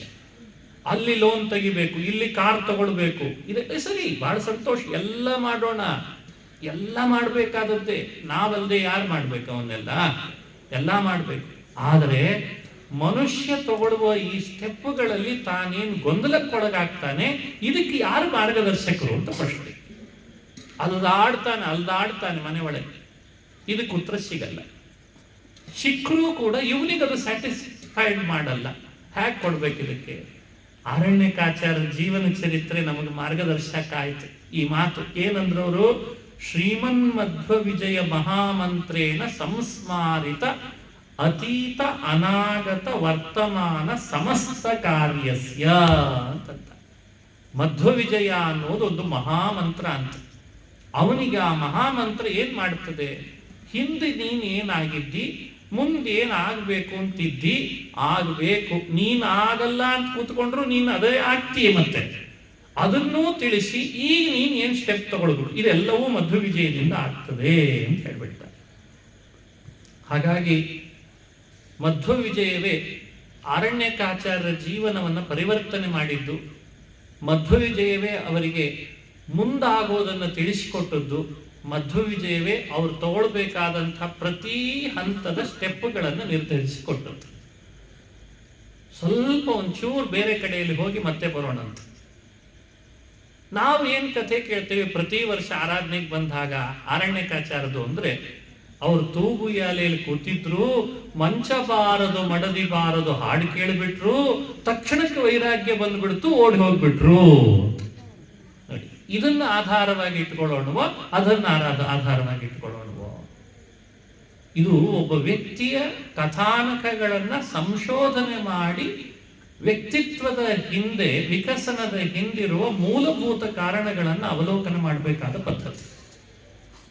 ಯಾವ ಕಥೆಗಳನ್ನ ಮನುಷ್ಯ ಮಹಾನುಭಾವರ ಬಗ್ಗೆ ಯೋಚಿಸಿ ಹೇಳ್ತಾನೆ, ಅಲ್ಲಿ ಸಂಶೋಧನೆ ಮಾಡಿ ಹೇಳ್ತಾನೆ, ಅದು ಇನ್ನೊಬ್ಬರಿಗೂ ಮಾರ್ಗದರ್ಶಕವಾಗುವಂತೆ ಹೇಳ್ತಾನೆ, ಅದು ನಿಜವಾದ ಕಥಾನಕ ಅಲ್ವೇ? ಈಗ ಹೇಳಿ, ಇಲ್ಲಿ ಹೇಳುವ ಮಾತಿಗೆ ಅನುಗುಣವಾಗಿ ಅರಣ್ಯಕಾಚಾರ್ಯರ ವ್ಯಕ್ತಿತ್ವದ ವಿಕಸನ ಆದದ್ದು ಮಂಚ ಬಾರದು ಮಡದಿ ಬಾರದು ಅನ್ನೋ ಹಾಡಿನಿಂದಲೋನೋ ಅಥವಾ ಶ್ರೀಮನ್ ಮಧ್ವ ವಿಜಯ ಮಹಾಮಂತ್ರೇನ ಅತೀತ ಅನಾಗತ ಸಮಸ್ತ ಕಾರ್ಯಸ್ಯ ಅನ್ನೋ ಮಾತಿನಿಂದಲೋ ಯೋಚನೆ ಮಾಡಬೇಕಲ್ಲ. ಇದೆಲ್ಲ ಗಂಭೀರವಾದ ವಿಷಯಗಳು. ಆ ಹಾಡು ಜೀವನದಲ್ಲಿ ಎಷ್ಟು ಸಲ ಕೇಳಿರ್ಲಿಕ್ಕಿಲ್ಲ ಹೇಳಿ. ಆ ಹಾಡು ನೀವು ಎಷ್ಟು ಸಲ ಕೇಳಿರ್ಲಿಕ್ಕಿಲ್ಲ. ಹಾಗೆ ಅರಣ್ಯಕಾಚಾರ ಮನೆ ಒಳಗೆ ಒಳ್ಳೆ ಸುಶಿಕ್ಷಿತ ಸುಶೀಲ ಹೆಣ್ಣುಮಕ್ಕಳುಗಳು ಎಷ್ಟು ಸಲ ಆ ಹಾಡನ್ನು ಹೇಳಿಲ್ಲ. ಒಬ್ಬ ವ್ಯಕ್ತಿ ಹೇಳುವ ಹಾಡಿನಿಂದಲೇ ಪರಿವರ್ತನೆ ಆಗೋದಾದ್ರೆ ಬದುಕಿನಲ್ಲಿ, ನನ್ನ ನಿಮ್ಮೆಲ್ಲರ ಬದುಕು ಇಷ್ಟೊತ್ತಿಗೆ ಏನಾಗ್ಬಿಡ್ಬೇಡ, ತಕ್ಷಣಕ್ಕೆಲ್ಲ ಪರಿವರ್ತನೆ ಆಗ್ಬಿಡ್ತದೆ. ವ್ಯಕ್ತಿ ತನ್ನ ಬದುಕಿನಲ್ಲಿ ತಾನು ಮಾಡಬೇಕಾದಂತಹ ತನ್ನುದ್ಧಾರಕ್ಕೋಸ್ಕರ ಏನೆಲ್ಲ ಸಾಧನೆ ಇದೆ ತಾನು ಮಾಡಿಲ್ಲ ಅಂತಾದ್ರೆ ಯಾವ ಹಾಡು ನಮ್ಮ ಮೇಲೆ ಪರಿವರ್ತನೆ ಮಾಡ್ಲಿಕ್ಕಾಗಲ್ಲ. ಒಂದು ಮಾತನ್ನ ಅರಣ್ಯಕಾಚಾರ್ಯ ಹೇಳ್ತಾರೆ, ನತಸ್ಯ ಸಾ ತತ್ವಗ್ರಹಣಾಯ ಸಾಕ್ಷಾತ್ ವರೀಯಸೀರಪಿ ವಾಚ ಸಮಾಸಂ. ತಸ್ಯ ತತ್ವಗ್ರಹಣಾಯ ವರೀಯಸೀರಪಿ ವಾಚಃ ನ ತತ್ವಗ್ರಹಣಾಯ ಕಾರಣಂ ಭವತಿ. ಅಪೌರುಷೇಯವಾದ ವೇದ ವಚನಗಳು ಪುಂಖಾನುಪುಂಖವಾಗಿ ನಮಗೆ ವೈರಾಗ್ಯ ಪಡ್ಕೊಳ್ರಿ, ಕಾಮಕ್ರೋಧಗಳನ್ನು ಗೆಲ್ರಿ, ಸಂಸಾರದಿಂದ ದೂರ ಆಗ್ರಿ ಅಂತ ಹೇಳ್ತಿದ್ದಾವೆ. ಆದ್ರೆ ನಿಮ್ಮ ಎಲ್ರಿಗೂ ಅದು ನಮ್ಮನ್ನು ಪರಿವರ್ತನೆ ಮಾಡ್ಲಿಕ್ಕೆ ಆಗಿದೆನೋ ಇವತ್ತು? ಆಗ್ತಾ ಇಲ್ಲ. ಯಾಕೆ? ಸ್ವತಃ ನಮ್ಮೊಳಗೊಂದು ಪ್ರವೃತ್ತಿ ಬಂದಿಲ್ಲ. ಆದ್ರಿಂದ ವೇದಗಳ ಮಾತುಗಳು ನಮ್ಮ ಮೇಲೆ ಏನ್ ಮಾಡ್ತಾರೆ, ಇದನ್ನು ಯೋಚಿಸ್ಬೇಕು. ಹಾಗಾಗಿ ಮಧ್ವೀಜಯ ಮಂತ್ರದಿಂದ ಈಗಾಗಲೇ ವಿರಕ್ತರಾದಂಥ ಅರಣ್ಯಕಾಚಾರ್ಯರು ಒಂದು ನೆಪ ಮಾಡಿಕೊಂಡ್ರಷ್ಟೆ. ಏನ್ ನೆಪ ಮಾಡಿಕೊಂಡ್ರು? ಗೃಹಸ್ಥರು ಆದರು. ನೋಡಿ, ಅವರು ಬ್ರಹ್ಮಚಾರಿಗಳಾದರು, ಗೃಹಸ್ಥರು ಆದರು, ಆಮೇಲೆ ಅವರು ವಾನಪ್ರಸ್ಥರಾದರು, ಆಮೇಲೆ ಕೊನೆಗೆ ಅತಿಮಾನುಷವಾದ ಶಕ್ತಿಗಳನ್ನು ತೋರಿಸಿ ಯತಿಗಳು ಆದರು. ಆದರೆ ಬ್ರಹ್ಮಚಾರಿಗಳಾಗಿ ಗೃಹಸ್ಥರಾದಾಗ ಒಂದನ್ನ ಅವರು ನಿಮಿತ್ತ ಇಟ್ಟುಕೊಂಡ್ರು. ಯಾವುದನ್ನ? ಮಂಚಬಾರದು, ಮಡದಿ ಬಾರದು, ಕಂಚು ಕನ್ನಡಿ, ಅದೊಂದು ನಿಮಿತ್ತ ಇಟ್ಟುಕೊಂಡ್ರು. ಅಂಥೇಳಿ ಒಳಗಡೆಯಿಂದ ಅವರಿಗೆ ಆಗಲೇನೆ ಏನು ಮಾಡಬೇಕು ಅಂತ ತಿಳಿದಿರಲಿಲ್ಲ ಅಂತ ಭಾವಿಸಬಾರ್ದು. ಅಂದ್ರೆ ಪ್ರಪಂಚದಲ್ಲಿ ಒಂದು ವ್ಯವಸ್ಥೆಗಳಿಗೆ ಅನುಗುಣವಾಗಿ ಬದುಕಬೇಕು ಅಂತ ಇರ್ತದೆ, ಅದನ್ನೂ ಕಾಪಾಡಿದರು ಅವರು. ಆದರೆ ಒಳಗಡೆಯಿಂದ ಅವರು ಸಿದ್ಧಿಪಡಿಸಿಕೊಂಡ ಮಂತ್ರ ಯಾವುದಾಗಿತ್ತು ಅಂತ ನಾವು ಕೇಳ್ತೇವೆ, ಅದು ಮಧ್ವವಿಜಯವೇ ಆಗಿತ್ತು. ಉಪನಯನ ಮಾಡಿಸ್ಕೊಂಡ್ರು, ಬ್ರಹ್ಮಚರ್ಯ ವ್ರತವನ್ನು ಧಾರಣೆ ಮಾಡಿ ಉಪನಯನ ಮಾಡಿಸ್ಕೊಂಡ್ರು. ಉಪನಯಿತನಾದಂಥ ವ್ಯಕ್ತಿಗೆ ಇನ್ನು ಶಿಕ್ಷಣ ಬೇಕು. ಶಿಕ್ಷಣ ಬೇಕು. ಯಾಕೆ ಶಿಕ್ಷಣ ಬೇಕು? ವಿದ್ಯೆ, ಜ್ಞಾನ ಬರಲಿಕ್ಕಾಗಿ ಬೇಕು. ವಿದ್ಯಾಭ್ಯಾಸ ಮಾಡಬೇಕು, ಜ್ಞಾನ ಪಡಿಬೇಕು. ಜ್ಞಾನ ಪಡಿಬೇಕಾದ್ರೆ ಏನು ಮಾಡಬೇಕು? ಪ್ರತಿಯೊಬ್ಬರೂ ಕೂಡ ಜ್ಞಾನ ಪಡಿಬೇಕಾದ್ರೆ ಏನು ಮಾಡಬೇಕು? ಇದನ್ನೂ ಲೋಕಕ್ಕೆ ಶಿಕ್ಷಣ ಕೊಡ್ತಾ ಇದ್ದಾರೆ ಅರಣ್ಯಕಾಚಾರ್ಯರು ತಾವು ಉಪನಯನ ಮಾಡಿಸ್ಕೊಂಡು. ಇತಿ ಲೋಕ ಶಿಕ್ಷಣ ಧಿಯಾಸಯೋ ಗುರುಮಧ್ವ ಚಿಹ್ನಯುತ ಪುಣ್ಯಪುರಂ ಅಮೃತಾರ್ಥಿನೋ ಗುರುಮುಖ ಶ್ರವಣಾತ್ ಪರಮೇವ ಹಿ ಪ್ರವಚನಂ ವಿಹಿತಂ. ಅಮೃತಾರ್ಥಿನಃ ಹಿ ಗುರುಮುಖ ಶ್ರವಣಾತ್ ಪ್ರವಚನಂ ಪರಮೇವ ವಿಹಿತಂ. ನಾವು ನೀವು ಈಗ ಪ್ರವಚನ ಕೇಳುವ ಹೇಳುವ ಈ ಕಾರ್ಯದಲ್ಲಿ ತೊಡಗಿದ್ದೀರಿ. ನೀವು ಕೇಳ್ತಿದ್ದೀರಿ, ನಾನು ಹೇಳ್ತಿದ್ದೀನಿ. ಈ ವಿಷಯವನ್ನು ಚೆನ್ನಾಗಿ ಅನುಸಂಧಾನಕ್ಕೆ ತರೋಣಂತ. ಮನುಷ್ಯನಿಗೆ ಶ್ರವಣನೂ ಮುಖ್ಯ, ಪ್ರವಚನವೂ ಮುಖ್ಯ. ಅದರಲ್ಲಿ ಪ್ರವಚನದಿಂದ ಎಷ್ಟು ಲಾಭ ಇದೆ, ಶ್ರವಣ ಮಾಡೋದ್ರಿಂದ ಎಷ್ಟು ಲಾಭ ಇದೆ, ಇವುಗಳ ಬಗ್ಗೆ ಒಂದು ವಿವೇಕವನ್ನು ಕೊಡ್ತಾರೆ ಮಹಾನುಭಾವರು. ಯೋಚಿಸಬೇಕಾದ ಅಂಶ. ನಾವು ನೀವು ಇದನ್ನು ಮೊದಲೇ ಪ್ರವಚನ ಮಾಡ್ಲಿಕ್ಕೆ ಹೋದ್ವಿ ಅಂತ ಇಟ್ಕೊಳ್ಳಿ, ಶ್ರವಣನೇ ಮಾಡಿಲ್ಲ, ಗುರುಮುಖದಿಂದ ಶ್ರವಣನೇ ಮಾಡಿಲ್ಲ, ನೇರವಾಗಿ ಪ್ರವಚನ ಮಾಡ್ಲಿಕ್ಕೆ ಹೋದ್ವಿ ಅಂತ ಇಟ್ಕೊಳ್ಳಿ. ಎಲ್ಲ ತತ್ತದ್ದೆ ಬೆದ್ದದ್ದೆ ಅಂತಿರ್ತಾರಲ್ಲ ನಮ್ಮ ಕಡೆ, ಏನು ಉಪಯೋಗ ಅವನು ಏನು ಹೇಳ್ತಾನೆ ಅನ್ನೋದೇ ಗೊತ್ತಾಗಲ್ಲ. ಅವನು ಶುರು ಮಾಡಿರ್ತಾನೆ ಹರಿ ಸರ್ವೋತ್ತಮ ಅಂತ ಹೇಳಿ ಶುರು ಮಾಡಿರ್ತಾನೆ, ಮುಗಿಸುವಾಗ ಕೊನೆಗೆ ವಾಯು ಜೀವೋತ್ತಮ ಅಂತ ಮುಗಿಸ್ಬಿಡ್ತಾನೆ. ಅಲ್ರಿ, ಶುರು ಮಾಡುವಾಗ ಹಂಗೆ ಮಾಡಿದ್ರಲ್ಲ, ಮತ್ತೆ ಹಿಂಗೆ ಇದೆಲ್ಲ ಅದರೊಳಗಿದೆ ಅಂತ ಅಂದ್ಬಿಡ್ತಾನೆ. ಯಾಕಂದ್ರೆ ಶ್ರವಣ ಮಾಡೋರು ಯಾರು ಪ್ರಶ್ನೆ ಮಾಡ್ಲಿಕ್ಕೆ ಬರಲ್ಲ, ಈತ ಅದನ್ನು ಸುಮ್ಮನೆ ಬಿಡಲ್ಲ. ಈಗ ಪ್ರವಚನ ಹಾಗೂ ಶ್ರವಣಗಳಲ್ಲಿ ಪ್ರವಚನ ಮಾಡುವ ಮುನ್ನ ಶ್ರವಣ ಬಹಳ ಮುಖ್ಯ, ಅತ್ಯಂತ ಮುಖ್ಯವಾದದ್ದು ಶ್ರವಣ. ತದನಂತರದಲ್ಲಿ ಬಹುಜನ್ಮಗಳಲ್ಲಿ ಮನುಷ್ಯ ಶ್ರವಣ ಮಾಡಿದ ಅಂತಾದ್ರೆ ಮಾತ್ರ ಮುಂದೆ ಆತ ಪ್ರವಚನ ಮಾಡಲಿಕ್ಕೆ ಅವಕಾಶ ಸಿಗ್ತದಂತೆ. ಸರಿ, ಶ್ರವಣದ ಪ್ರವಚನದ ಕೊನೆಯ ಫಲ ಏನು? ಜ್ಞಾನ. ಯಾರಿಗೂ ಒಳಗೆ ಜ್ಞಾನ ಇಲ್ಲ ಅವನೇನು ಪ್ರವಚನ ಮಾಡ್ಲಿಕ್ಕೆ ಸಾಧ್ಯ? ಜ್ಞಾನ ಪಡಿಲೇಬೇಕು. ಜ್ಞಾನಕ್ಕಾಗಿ ಶ್ರವಣ ಮಾಡಲೇಬೇಕು. ಶ್ರವಣ ಮಾಡದೇನೆ ಜ್ಞಾನ ಪಡೆಯೋದು ಅಂದ್ರೆ ಹೇಗೆ ಸಾಧ್ಯ? ಇದ್ರ ಬಗ್ಗೆ ಒಂದು ವಿಶೇಷವಾದಂಥ ಅನುಸಂಧಾನವನ್ನು ಕೊಡ್ತಾರೆ. ಎಲ್ಲಾ ಸಾಧನಗಳನ್ನು ಶಾಸ್ತ್ರಗಳು ಹೇಳಿದ್ದಾವೆ. ತಂತ್ರಸಾರ ಸಂಗ್ರಹ ಅಂತ ಭಗವತ್ಪಾದರು ಬರೆದ ಗ್ರಂಥ. ಮೋಕ್ಷ ಬೇಕು ಅಂತ ಅಪೇಕ್ಷಿಸೋವನಿಗೆ ಸಾಧನಗಳನ್ನೆಲ್ಲ ಒಂದು ಪಟ್ಟಿ ಮಾಡಿ ಕೊಡ್ತಾರೆ. ಇಂಥಿಂಥವುಗಳನ್ನು ಮಾಡ್ರಿ. ಯಾವ್ಯಾವುದು? ಆಸಾ, ಶೌಚಂ, ಪ್ರಾಣಾಯಾಮೋ, ನಿಷ್ಪ್ರತಿಗ್ರಹ ಪೂರ್ವಕಾಹ, ಇವನ್ನೆಲ್ಲ ಮಾಡಬೇಕು. ದಿನ ಆಸನಬದ್ಧನಾಗಿ ಇರಬೇಕು. ಒಂದೇ ಆಸನದಲ್ಲಿ ಕೂಡ್ಲಿಕ್ಕೆ ಪ್ರಯತ್ನ ಪಡಬೇಕು. ಶೌಚವನ್ನು ಚೆನ್ನಾಗಿ ಕಾಪಾಡಿಕೊಳ್ಬೇಕು. ಪ್ರಾಣಾಯಾಮ ಮಾಡಬೇಕು. ನಿಷ್ಪ್ರತಿಗ್ರಹ, ಮತ್ತೊಬ್ಬರಿಗೆ ಕೈ ಒಡ್ಡಿ ಯಾವುದನ್ನು ಕೂಡ ಕೊಡು ಅಂತ ಕೇಳಿ ಇಸ್ಕೊಳ್ಬಾರ್ದು. ತಪಸ್ಸು, ಇವೆಲ್ಲ ಒಂದೊಂದಕ್ಕಿಂತ ಒಂದೊಂದು ಹೆಚ್ಚೆಚ್ಚು ಫಲ ಕೊಡ್ಲಿಕ್ಕೆ ಶುರು ಮಾಡ್ತದೆ. ನಮಗೆ ಆಸನ ಬದ್ಧತೆ ಇದೆನಾ? ನೋಡಿ, ಎಷ್ಟು ಸಲ ನಮ್ಮನ್ನು ಬದಲಾಯಿಸ್ಕೊಳ್ತೀವಿ ನಾವು ಇಲ್ಲೇ ಕೂತಾಗ. ಅಂದ್ರೆ ಕಾಲು ಕೆಳಗೆ ಹಾಕ್ತೀವಿ, ಮತ್ತೆ ಮೇಲೆ ಹಾಕ್ತೀವಿ, ಮತ್ತೆ ಕೆಳಗೆ ಹಾಕ್ತೀವಿ, ಮತ್ತೆ ಮೇಲೆ ಹಾಕ್ತೀವಿ. ಎರಡೂ ಬೇಡ ಅಂತ ಎರಡು ಎತ್ತಿ ಕೂತ್ಕೊಂಡ್ಬಿಡ್ತೀವಿ. ಯಾರನ್ನೋ ಹಾಸ್ಯ ಮಾಡ್ತಿದ್ದೀನಿ ಅಂತ ಭಾವಿಸ್ಬೇಡಿ. ಸಾಧನಗಳಲ್ಲಿ ಇವನ್ನೆಲ್ಲ ಹೇಳ್ತಾ ಬರ್ತಾರೆ. ಸರಿ, ಅವರವ್ರದ್ದೇ ಆದ ದೇಹದ ಸಮಸ್ಯೆಗೆ ಯಾರನ್ನು ವ್ಯಂಗ್ಯ ಮಾಡೋದ್ರಲ್ಲಿ ಅರ್ಥ ಇಲ್ಲ. ಆದರೆ ಇದು ಒಂದು ಬೇಕು ಅಂತ ಹೇಳಿದ್ದಾರೆ. ಹಾಗೆ ಶೌಚವನ್ನು ಪಾಲನೆ ಮಾಡಬೇಕು. ಅಂತರಂಗ ಶೌಚ, ಬಹಿರಂಗ ಶೌಚ, ಪ್ರಾಣಾಯಾಮ, ಇನ್ನೊಬ್ಬರಿಗೆ ಕೈ ಬೇಡಿ ಇಶುಗೊಳ್ಳೋದನ್ನು ಬಿಡಬೇಕು, ಇವೆಲ್ಲ ಹೇಳ್ತಾ ಬರ್ತಾರೆ. ಇವೆಲ್ಲವೂ ಉತ್ತರೋತ್ತರವಾಗಿ ಹೆಚ್ಚೆಚ್ಚು ಫಲ ಕೊಡ್ತದಂತೆ. ಆಮೇಲೆ ಕೊನೆಗೆ ಹೇಳ್ತಾರೆ, ಇವೆಲ್ಲದಕ್ಕಿಂತ ಉತ್ತಮವಾದದ್ದು ಯಾವುದು ಅಂದ್ರೆ ಶ್ರವಣ. ಕೈಯಲ್ಲಿ ಒಂದ್ಸಲಿ ಎಣಿಸ್ಬಿಡೋಣ ನಾವು ನೀವು ಇದನ್ನ, ಯಾವ್ಯಾವುದು ಶ್ರೇಷ್ಠ, ಯಾವ್ಯಾವುದು ಮೆಟ್ಲ ಅಂತ. ಮೊದಲು ನೋಡಿ, ಆಸನ, ಆಮೇಲೆ ಹೇಳಿದ್ದು ಆಶೌಚ, ಆಮೇಲೆ ಹೇಳಿದ್ದು ಪ್ರಾಣಾಯಾಮ, ಆಮೇಲೆ ಹೇಳಿದ್ದು ನಿಷ್ಪ್ರತಿಗ್ರಹ ಪೂರ್ವಕವಾಗಿ ಮಾಡುವ ತಪಸ್ಸು. ಒಟ್ಟು ಎಷ್ಟು ಹೇಳಿದಾಗಾಯ್ತು ಅಂದಾಜಿಲ್ಲಿ 5. ಇನ್ನೂ ಇದ್ದಾವೆ ಆದಿಪದದಿಂದ, ಸದ್ಯಕ್ಕೆ ಇಷ್ಟಿಟ್ಕೊಳ್ಳಿ.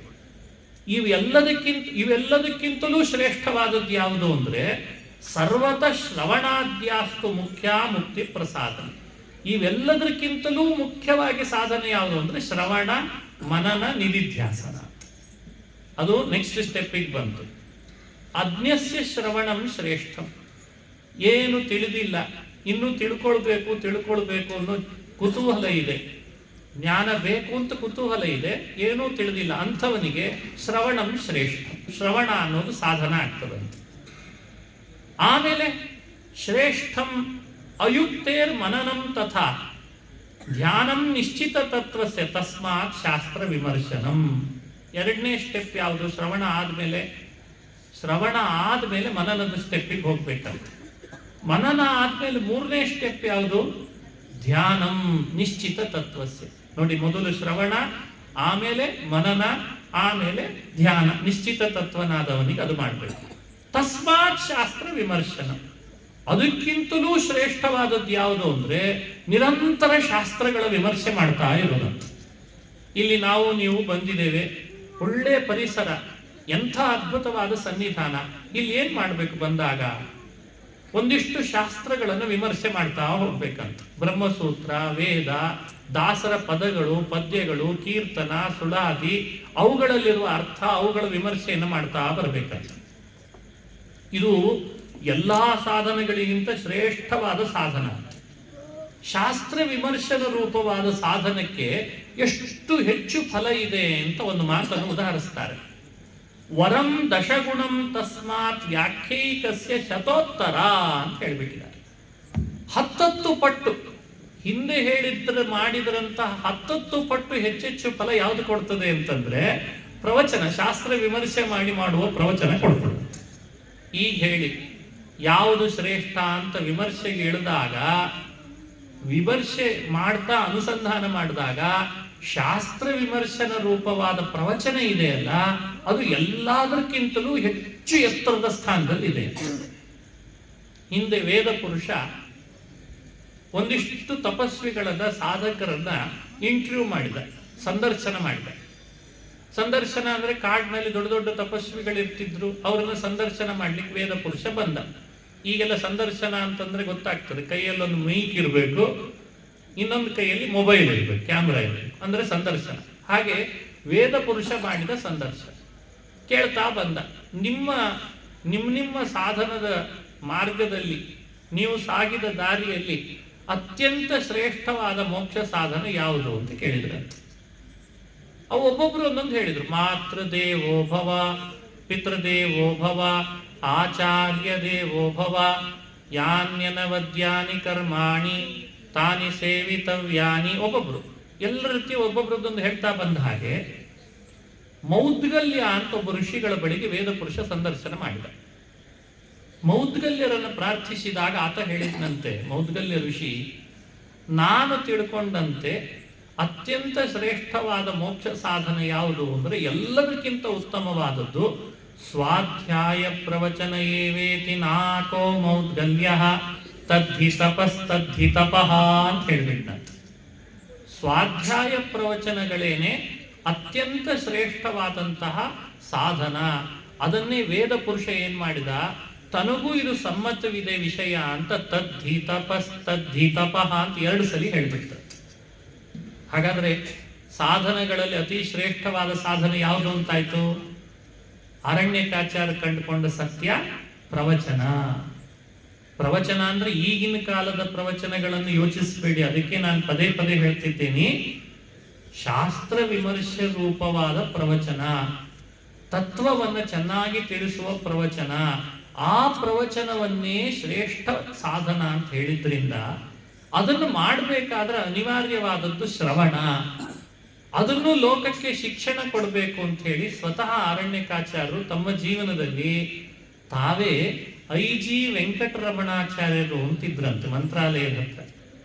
ಆ ಐ.ಜಿ. ವೆಂಕಟರಮಣಾಚಾರ್ಯರ ಬಳಿಗೆ ಹೋಗಿ ಹಿಂದಿನ ಜನ್ಮದಲ್ಲಿ ತಾವು ಅಧ್ಯಯನ ಮಾಡಿದ್ದಾದರೂ ಜನ್ಮಗುರುಗಳ ಉಪಸೃಷ್ಟಿ ಮಾಡಿ ಅವರ ಪ್ರಸಾದದಿಂದಲೇ ವಿದ್ಯೆ ಸಂಪಾದಿಸಬೇಕು ಅಂತ ಶಾಸ್ತ್ರ ತಿಳಿಸಿದಂತೆ ವಿದ್ಯೆ ಸಂಪಾದಿಸುವ ಶಿಕ್ಷಣವನ್ನು ಶಿಷ್ಯರಿಗೆ ಕೊಟ್ಬಿಟ್ರೆ. ಇದು ಅವರ ಸ್ಫೂರ್ತಿ, ಅವರ ಜೀವನದ ಕಥೆ. ನಾವು ನಮ್ಮ ಬದುಕಿನಲ್ಲಿ ಹೇಗೆ ಶಿಕ್ಷಣ ಪಡಿಬೇಕು, ಹೇಗೆ ಗುರುಪಸಕ್ತಿಯನ್ನು ಮಾಡಬೇಕು, ವಿದ್ಯೆ ಹೇಗೆ ಪಡಿಬೇಕು, ನಮ್ಮ ಹಿಂದಿನ ಜನ್ಮದ ವ್ಯವಸ್ಥೆ ಏನಿತ್ತು ಅಂತ ಹೇಗೆ ತಿಳ್ಕೊಳ್ಬೇಕು, ಈಗ ಜೀವನದಲ್ಲಿ ಹೇಗೆ ಸ್ಟೆಪ್ ತಗೊಳ್ಬೇಕು, ಎಲ್ಲ ಹಂತದಲ್ಲಿಯೂ ಕೂಡ ಅರಣ್ಯಕಾಚಾರ್ಯರ ಜೀವನದ ಚರಿತ್ರೆ ನಮ್ಮನ್ನು ತಿದ್ದಲಿಕ್ಕೋಸ್ಕರನೇ ಬಂದಿದೆ.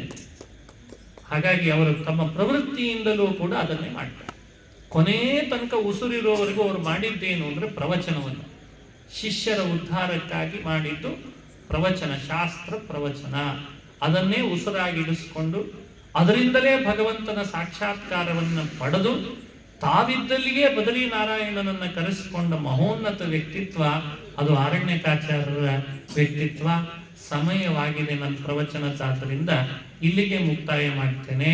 ಇದರಿಂದ ಪ್ರೀತನಾಗಲಿ ಆ ಅರಣ್ಯಕಾಚಾರ್ಯರ ಅಂತರ್ಯಾಮಿಯಾದ ಗೋಪಾಲಕೃಷ್ಣ ಅಂತ ಹೇಳ್ತಾ ಅವಕಾಶ ಮಾಡಿಕೊಟ್ಟದ್ದಕ್ಕೆ ಧನ್ಯವಾದಗಳನ್ನು ಅರ್ಪಿಸಿ ಪರ್ಯಾಯಸ್ಥರಿಗೂ ಹಾಗೂ ಇಲ್ಲಿಯ ಅರ್ಚಕ ವರ್ಗದವರಿಗೂ ಇನ್ನಿತರ ಆ ಆರಾಧನಾ ಕಾರ್ಯದಲ್ಲಿ ತೊಡಗಿಸಿಕೊಂಡಂತಹ ಪ್ರತಿಯೊಬ್ಬ ಸದಸ್ಯರಿಗೂ ಧನ್ಯವಾದಗಳನ್ನು ತಿಳಿಸಿ ಆಫ್ಲೈನ್ ಆನ್ಲೈನ್ ಮೂಲಕ ಈ ಪ್ರವಚನದಲ್ಲಿ ಭಾಗಿಯಾದ ತಮ್ಮೆಲ್ಲರನ್ನು ಅಭಿನಂದಿಸಿ ನನ್ನ ಮಾತನ್ನ ಅಸ್ಮದ್ ಗುರುವಂತರ್ಗತ ತತ್ವಾಭಿಮಾನಿ ದೇವತಾ ಪ್ರೇರೇಪಕ ಹನುಮದ್ ಭೀಮ ಮಧ್ವಾಂತರ್ಗತ ರಾಮಕೃಷ್ಣ ವೇದವ್ಯಾಸಾತ್ಮಕ ಬಿಂಬರೂಪಿ ಭಗವಂತನ ಪಾದಗಳಲ್ಲಿ ಅರ್ಪಿಸ್ತಾ ಇದ್ದೇನೆ.